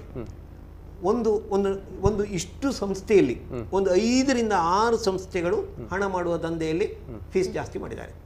ಉಳಿದಂತೆ 70-80% ಶಾಲೆಗಳು ನಿಜವಾಗಿಯೂ ಸಹಿತ ನೀವು ಇವತ್ತು ಆ ಶಾಲೆಯನ್ನು ತಗೊಳ್ತೇವೆ ಅಂದರೆ ಅವ್ರು ಕೊಟ್ಟು ಹೋಗೋ ಸ್ಥಿತಿಯಲ್ಲಿದ್ದಾರೆ. ಇವತ್ತು ನವೀನ್ ಶೆಟ್ರೆ ನೀವು ಈ ಶಾಲೆಯನ್ನು ಮುಂದುವರಿಸ್ತೇನೆ, ನಾನು ಮುಂದುವರಿಸ್ತೇನೆ ಅಂತಂದರೆ ನವೀನ್ ಶೆಟ್ರಿಗೆ ಆ ಶಾಲೆಯನ್ನು ಕೊಟ್ಟು ಅಲ್ಲಿ ಆ ಪರಿಸ್ಥಿತಿಯಲ್ಲಿ ಇದ್ದಾರೆ. ಆಗಿರುವಾಗ ಒಂದು 5 ಜನರು ಮಾಡಿದ ತಪ್ಪನ್ನು ನಾವು 95 ಜನರ ಆಡಳಿತ ಮಂಡಳಿ ಮೇಲೆ ನೀವು ಆರೋಪಿಸುವಂತಹದ್ದು ನೀವಲ್ಲ, ಈ ಒಂದು ಸಮಾಜ ಅಥವಾ ಒಂದು ವ್ಯವಸ್ಥೆ ಆರೋಪಿಸುವಂತಹದ್ದು ಅದು ಯಾವ ನ್ಯಾಯ ಅದು? ಸರಿ, ಮತ್ತೊಂದು ಕರೆ ಇದೆ ನೋಡೋಣ. ಹಲೋ ಹಲೋ, ನಮಸ್ಕಾರ. ನಮಸ್ಕಾರ ಸರ್, ನನ್ನ ಹೆಸರು ಕುಮಾರ್ ಶೃಂಗೇರಿ ಅಂತ ಹೇಳಿ. ಮಾತಾಡಿ ಸರ್, ಹೇಳಿ. ನಾನು ಬೆಂಗಳೂರಿಂದ. ನಾನು ಈ ಡಿಸ್ಕಷನ್ ನಾನು ನೋಡ್ತಾ ಇದ್ದೇನೆ. ನಿಜವಾಗ್ಲೂ ಕೂಡ ಈ ಖಾಸಗಿ ಶಾಲೆಯ ಶಿಕ್ಷಕರು ಬಹಳ ಕಷ್ಟ ಪಡ್ತಾ ಇರುವಂತದ್ದು ನಮಗೆ ಗೊತ್ತಾಗ್ತಾ ಇದೆ. ಒಂದು ಏನು ಅಂತ ಹೇಳಿದ್ರೆ, ಈ ಸರ್ಕಾರನು ಕೂಡ ಕೆಲವೊಂದು ನಿಯಮಗಳನ್ನ, ಈಗ ನಾವು ಲಾಕ್ಡೌನ್ ಸಂದರ್ಭದಲ್ಲಿ ಮಾತ್ರ ಯೋಚನೆ ಮಾಡ್ತಾ ಇದ್ದೀವಿ, ಆದ್ರೆ ಅದಕ್ಕಿಂತ ಮುಂಚಿನದಾಗಿ ಈಗ ಶುಲ್ಕ ನಿಗದಿ ಮಾಡ್ಬೇಕಾದ್ರೆ ಶಾಲೆಗಳಲ್ಲಿ ಈಗಾಗಲೇ ಶುಲ್ಕ ನಿಗದಿ ಸಮಿತಿಗಳು ಕೂಡ ಇದಾವೆ. ಡೇರಾ ಇದೆ, ಡಿಸ್ಟ್ರಿಕ್ಟ್ ಎಜುಕೇಶನ್ ರೆಗ್ಯುಲೇಟಿಂಗ್ ಅಥಾರಿಟಿ. ಅವುಗಳು ಮೊದ್ಲಿಂದನೂ ಕೆಲಸ ಮಾಡಿದಿದ್ರೆ ಈ ಸಮಸ್ಯೆ ಬರ್ತಾ ಇರ್ಲಿಲ್ಲ. ಯಾಕೆಂತ ಹೇಳಿದ್ರೆ ಖಾಸಗಿ ಶಾಲೆಗಳ ಶುಲ್ಕಗಳನ್ನ ಅವು ನಿಗದಿಪಡಿಸ್ಲಿಕ್ಕೆ ಇರುವಂತಹ ಸಮಿತಿ ಇದು. ಅದು ಮಾಡಿದಿದ್ರೆ ಇವತ್ತು ಆಡಳಿತ ಮಂಡಳಿಗಳು ತಲೆ ಕೆಡಿಸ್ಕೊಳ್ಳೋಕ್ಕಿಂತ ಪಾಪ ಈ ಶಿಕ್ಷಕರು ತಲೆ ಕೆಡಿಸ್ಕೊಳ್ತಾ ಇದ್ದಾರೆ. ಯಾಕಂತ ಹೇಳಿದ್ರೆ ಶಿಕ್ಷಕರಿಗೆ ದುಡ್ಡಿಲ್ಲ. ಈಗ ಯಾವುದೇ ಕಾರಣಕ್ಕೂ ಆಡಳಿತ ಮಂಡಳಿಗಳು ಲಾಭ ಬಂದಾಗ ಲಾಭ ಅಂತ ಹೇಳಲ್ಲ. ಈ ಸಂದರ್ಭದಲ್ಲಿ ಶಿಕ್ಷಕರಿಗೆ ಸಂಬಳ ಕೊಡ್ಬೇಕಾದ್ರೆ ಸಂಬಳ ಇಲ್ಲ ಅಂತ ಮಾತ್ರ ಹೇಳ್ತವೆ ಹೊರತು ಅದನ್ನ ಹೇಗೆ ರೆಗ್ಯುಲೇಟಿಂಗ್ ಅಥವಾ ರೆಗ್ಯುಲರ್ ಆಗಿ ಕೊಡ್ಲಿಕ್ಕೆ ವ್ಯವಸ್ಥೆಗಳನ್ನ ಮಾಡ್ಬೇಕು ಅನ್ನೋದು ಸರ್ಕಾರಗಳು ಮಾಡ್ಬೇಕಾಗಿತ್ತು. ಅದು ಕೂಡ ಮಾಡ್ತಾ ಇಲ್ಲ. ಇದರಿಂದ ಕಷ್ಟ ಪಡ್ತಾ ಇರುವಂತವ್ರು ಶಿಕ್ಷಕರು, ನಮ್ಮ ಖಾಸಗಿ ಶಾಲೆ ಶಿಕ್ಷಕರು.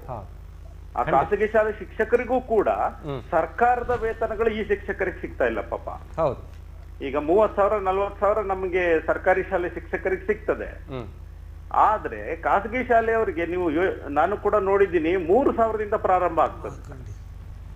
3,000ದಿಂದ ಸ್ಯಾಲರಿಗಳು ಕೊಡ್ತಾ ಇರುವಂತಹ ಆಡಳಿತ ಮಂಡಳಿಗಳನ್ನು ಕೂಡ ನಾನು ನೋಡ್ತಾ ಇದ್ದೀನಿ.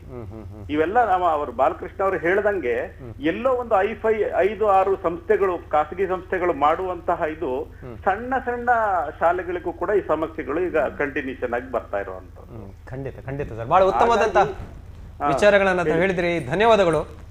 ಓಕೆ ವೀಕ್ಷಕರೇ, ತಾವು ಕೂಡ ತಮ್ಮ ಅನಿಸಿಕೆ ಅಭಿಪ್ರಾಯಗಳನ್ನು ನಮ್ಮೊಂದಿಗೆ ಹಂಚಿಕೊಳ್ಬಹುದು. ಒಂದೆರಡು ಸಂದೇಶಗಳನ್ನು ನೋಡ್ತಾ ಇದ್ದೇನೆ. ಈಗಾಗಲೇ ಪ್ರಸ್ತಾವವಾಯಿತು. ಪ್ರೀತಮ್ ಪಿಂಟು ಅವರು ಬರೀತಾರೆ, private teachers are paid very low sir, less than common daily wages employees ಅಂತ ಹೇಳ್ತಾರೆ. After studying PG double degree is it fair to pay low? ಬಹಳ ದೊಡ್ಡ ಪ್ರಶ್ನೆ ಅದು. ಖಂಡಿತ ಸರ್. ಈಗ ಆಡಳಿತ ಮಂಡಳಿಯಲ್ಲಿ ಸ್ಯಾಲ್ರಿ ಕೇಳಲಿಕ್ಕೆ ಹೋದ್ರೆ ನಿಮ್ಮಂಥವ್ರು 4,000 ಜನ ಇದ್ದಾರೆ. ನೀವು ಹೋಗೋದಾದ್ರೆ ಹೋಗಿ ಬರ್ತಾರೆ.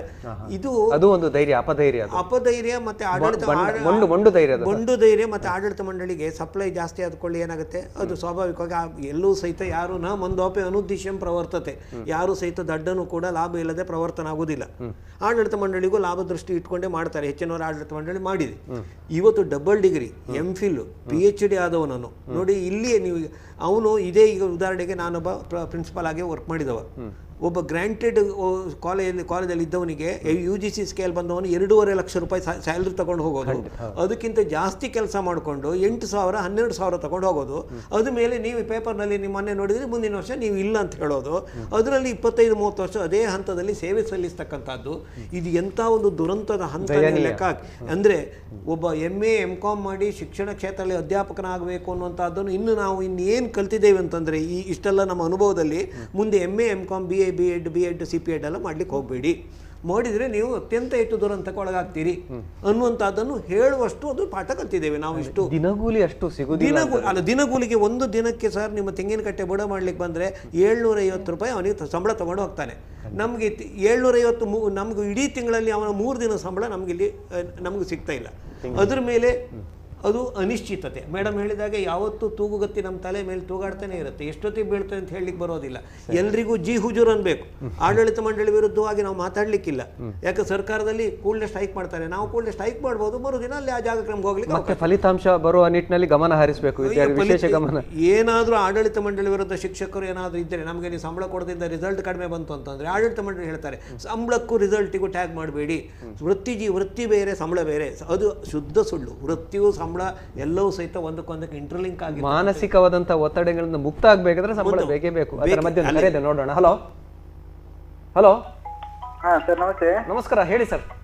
ಸರ್ ನಮ್ದು ಪರಿಸ್ಥಿತಿ ಎಲ್ಲಿವರೆಗೆ ತಲುಪಿದೆ ಅಂದ್ರೆ 20% ಅದರ ನಂತರ ನಾವೇ PF ಮತ್ತೆ ESI ಕಟ್ಟುವ ಪರಿಸ್ಥಿತಿ ನಮ್ಮಿಂದ ಆಗಿದೆ ಸರ್. ಎಂತ ಪರಿಸ್ಥಿತಿ ತಲುಪಿದೆ ಅಂದ್ರೆ ಗಂಭೀರವಾದಂತ ಒಂದು ವಿಚಾರ.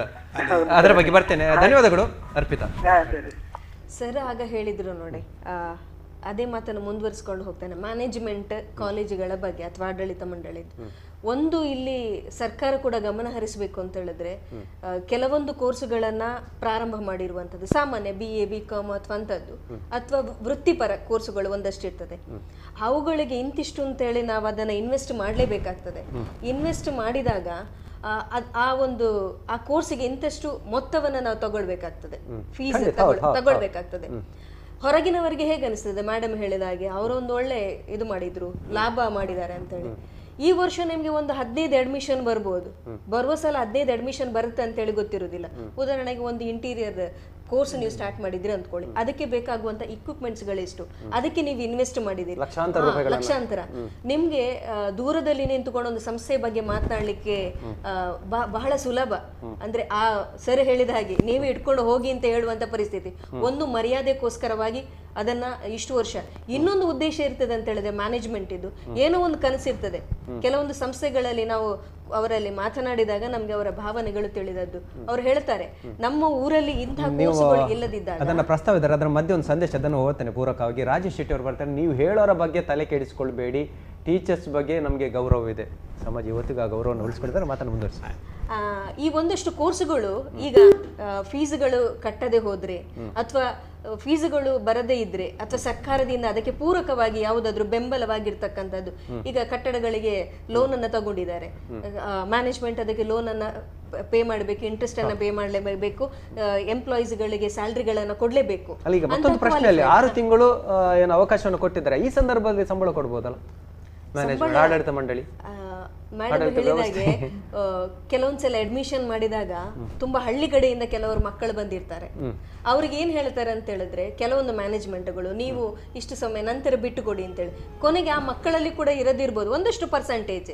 ಕೆಲವು ವಿದ್ಯಾಸಂಸ್ಥೆಗಳು ಕಂತಾಗಿ ಕೊಟ್ಟಿದ್ದಾರೆ. ಎಲ್ಲ ಕೆಲವೊಂದು ಸಂಸ್ಥೆಗಳಲ್ಲಿ ಇಲ್ಲ ಅಂತ ಹೇಳುವುದಿಲ್ಲ, ಕೆಲವೊಂದು ಸಂಸ್ಥೆಗಳಲ್ಲಿ ಕೊಟ್ಟಿದ್ದಾರೆ ಸ್ಯಾಲ್ರಿ, ಕೆಲವೊಂದು ಸಂಸ್ಥೆಗಳಲ್ಲಿ ಕೊಡ್ಲಿಲ್ಲ ಸ್ಯಾಲ್ರಿ, 50-50. ಕೆಲವೊಂದು ಅಂತ ಹೇಳಿದ್ರೆ ಬಂದದಷ್ಟನ್ನ ಹಂಚಿಕೊಟ್ಟಿದ್ದಾರೆ. ಕೆಲವೊಂದು ಅಂತ ಹೇಳಿ ಅನಿವಾರ್ಯ ಅಂತ ಹೇಳಿದಾಗ ನಾವು ನೋಡಿದ್ದೆ, ಎಂಥದ್ದು ಏನ್ ಮಾಡಿದ್ರಿ ಅಂತ ಕೇಳಿದಾಗ, ಇಲ್ಲ ನನಗೆ ಇಂಥದನ್ನ ನಮ್ಮ ಮ್ಯಾನೇಜ್ಮೆಂಟ್ ಎಂಥದ್ದು ವ್ಯವಸ್ಥೆ ಮಾಡಿ ತಂದು ಕೊಟ್ಟಿದೆ. ಶಿಕ್ಷಕರನ್ನ ಪ್ರೀತಿಸುವಂತ ಒಂದಷ್ಟು ಸಂಸ್ಥೆಗಳು ಉಂಟು, ಇಲ್ಲ ಅಂತ ಹೇಳುವುದಿಲ್ಲ ನಾನು. ಅವರು ಅಂತ ಸಂಸ್ಥೆಗಳನ್ನ ಇಂಥ ಪರಿಸ್ಥಿತಿಯಲ್ಲಿ ಬಿಟ್ಟು ಅನಿವಾರ್ಯತೆ ಬಂದರೂ ಕೂಡ ನಾವು ಬಿಟ್ಟು ಹೋಗುದಿಲ್ಲ. ಯಾಕೆ ಅಂತ ಹೇಳಿದ್ರೆ, ಒಬ್ಬಲ್ಲಿ ಉಪನ್ಯಾಸಕರಾಗಿ ನೋಡಿದ, ಮನೆಯ ಸದಸ್ಯನಾಗಿ ನೋಡಿದಂತ ಸಂಸ್ಥೆಗಳು ಉಂಟು. ನಾವು ಕೆಲಸ ಮಾಡಿದಂತ ಅಂತ ವಾತಾವರಣದಲ್ಲಿ ನಾವು ಬಂದವರು. ಹಾಗಿರ್ಬೇಕಿದ್ರೆ ಅದರ ಮಧ್ಯೆ ಒಂದು ಕರೆಯನ್ನು ಸ್ವೀಕರಿಸಿ ಚರ್ಚೆಯನ್ನು ಮುಂದುವರಿಸ್ತೇನೆ. ಹಲೋ ಹಲೋ, ನಮಸ್ಕಾರಮ್ಮ, ಹೇಳಿ. ಎಲ್ಲರಿಗೂ. ಯಾರು ಮಾತಾಡ್ತೀರಮ್ಮ? ನಾನು ಸುಪ್ರೀತಾ ಶೆಟ್ಟಿ ಅಂತ, ಸದಾನಂದ ಸರಸ್ವತಿಯ ಶಿಕ್ಷಕಿ ನಾನು ಕೂಡ. ನನ್ಗೆ ಅರ್ಪಿತಾ ಶೆಟ್ಟಿ ಅವರು ಈಗ ಹೇಳಿದ ಮಾತು ತುಂಬಾ ಖುಷಿ ಆಯ್ತು. ಯಾಕೆ ಅಂತ ಹೇಳಿದ್ರೆ, ನಮ್ಮದು ಸಹ ಒಂದು ಖಾಸಗಿ ಸಂಸ್ಥೆ, ನಮ್ಮಲ್ಲಿ ಹೆಚ್ಚಿನವರು ಬಡ ಮಕ್ಕಳು ಕಲಿಯುವವರು.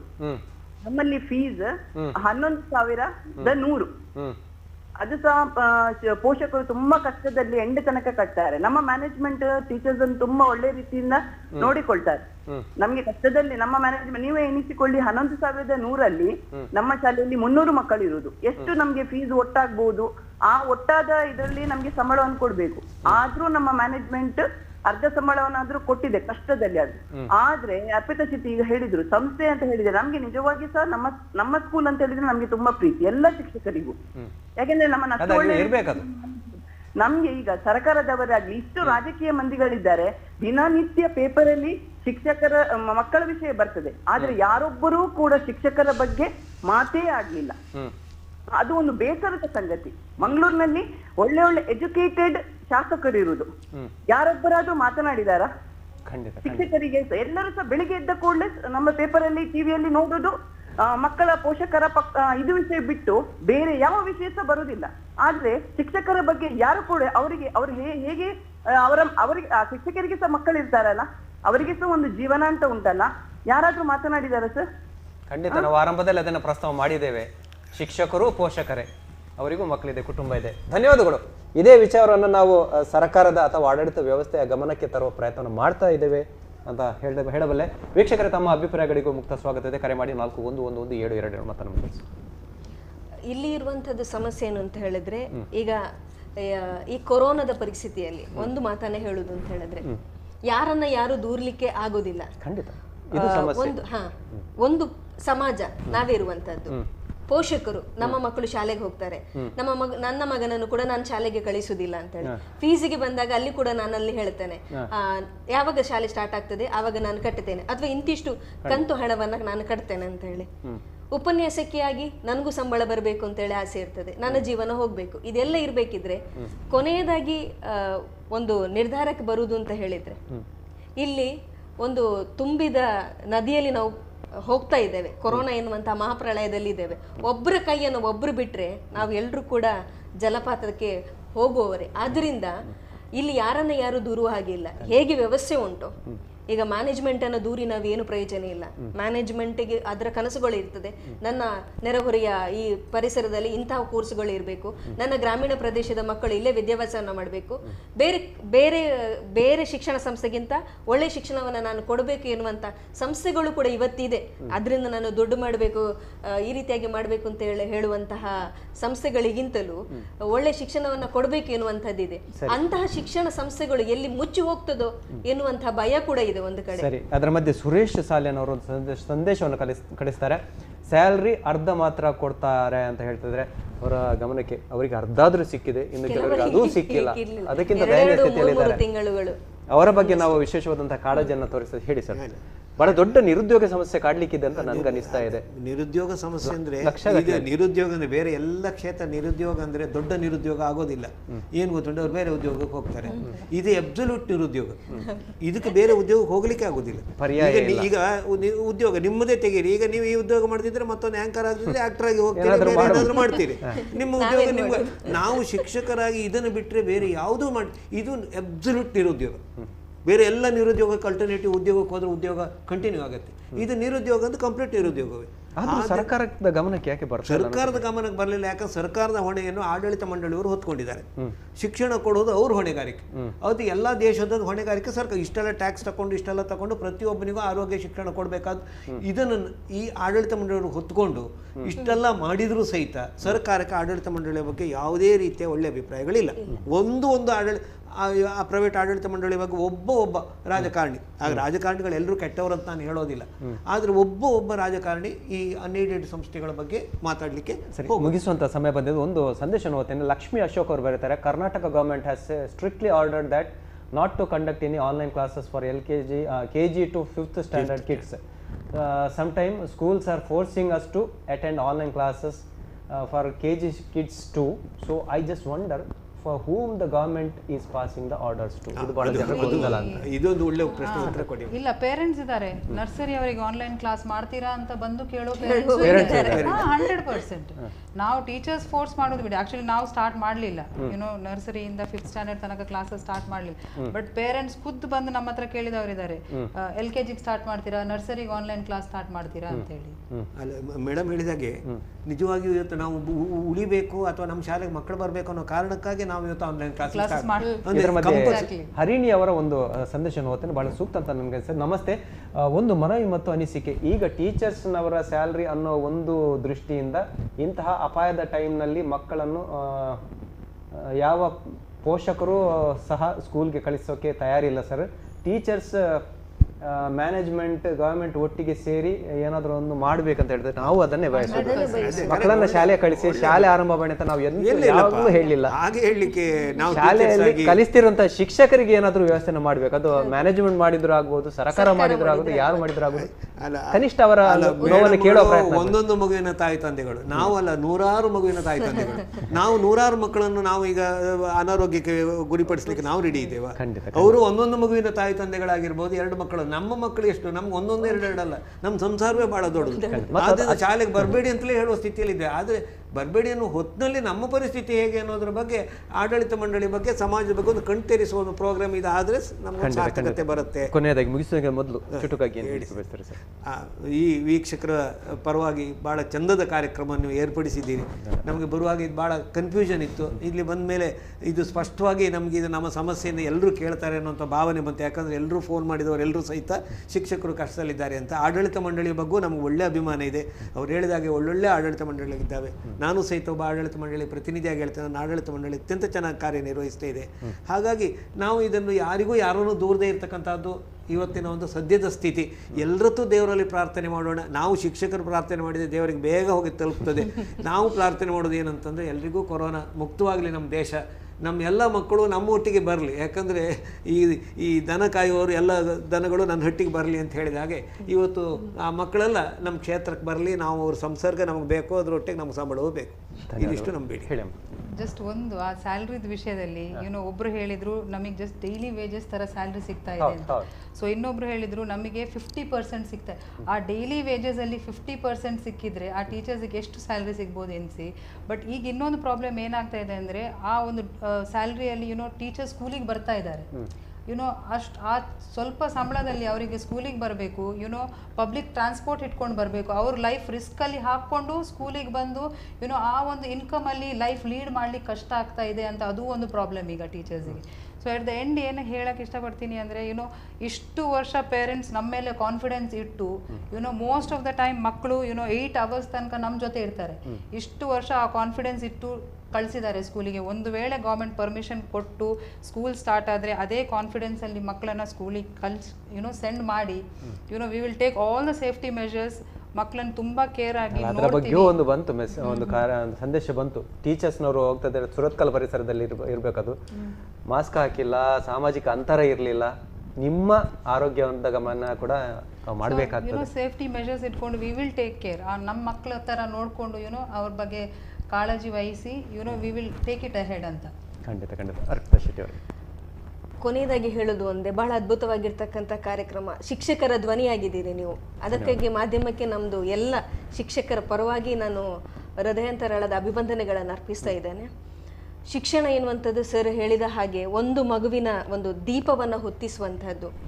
ಇಲ್ಲಿ ನಾನು ಯಾಕೆ ಈ ಶಿಕ್ಷಣ ಕ್ಷೇತ್ರಕ್ಕೆ ಬಂದೆ ಎನ್ನುವಂಥ ಪ್ರಶ್ನೆ ಯಾವ ಶಿಕ್ಷಕರ ಮನಸ್ಸಲ್ಲಿ ಕೂಡ ಮೂಡದೇ ಇರಲಿ. ಭರವಸೆಯನ್ನು ಹುಟ್ಟಿಸುವಂಥದ್ದು ಸರ್ಕಾರ. ಸರ್ ಹೇಳಿದ ಹಾಗೆ ಶಿಕ್ಷಣವನ್ನು ಸರ್ಕಾರ ಕೊಡಬೇಕಿತ್ತು. ಅದರೆಲ್ಲ ಜವಾಬ್ದಾರಿಯನ್ನು ಆಡಳಿತ ಮಂಡಳಿ ಪಡ್ಕೊಂಡಿದೆ.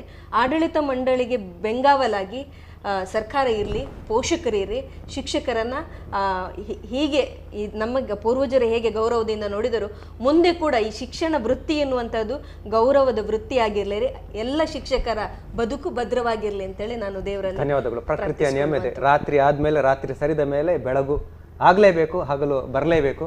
ಇವತ್ತೇನು ರಾತ್ರಿ ಇದೆ, ಕೊರೋನಾ ಅನ್ನುವಂತಹ ಒಂದು ಮಹಾಮಾರಿಯ ಬೆಳಕು ಬಂದೇ ಬರುತ್ತೆ. ಆದಷ್ಟು ಶೀಘ್ರ ಬರಲಿ ಆ ಬೆಳಕು, ಎಲ್ಲವೂ ಸರಿಯಾಗಲಿ, ಒಂದು ಸುದೃಢ ಸಮಾಜದ ನಿರ್ಮಾಣ ಆಗಲಿ, ಶಿಕ್ಷಕರ ಪಾತ್ರ ಇನ್ನಷ್ಟು ಹೆಚ್ಚಾಗಿ ಅಲ್ಲಿ ಗೋಚರಿಸ್ತಿರಲಿ ಅಂತ ಹೇಳುತ್ತಾ 3 ಜನ ಗಣ್ಯರಿಗೆ ಅದೇ ರೀತಿ ಈ ಕಾರ್ಯಕ್ರಮವನ್ನು ವೀಕ್ಷಣೆ ಮಾಡಿದ ತಮಗೆ ವಂದನೆಗಳನ್ನು ಸಲ್ಲಿಸುತ್ತಾ ಇವತ್ತಿನ ಈ ಕಾರ್ಯಕ್ರಮದ ವಿರಮಿಸುತ್ತೇವೆ. ಎಲ್ಲರಿಗೂ ಶುಭವಾಗಲಿ. ನಮಸ್ಕಾರ.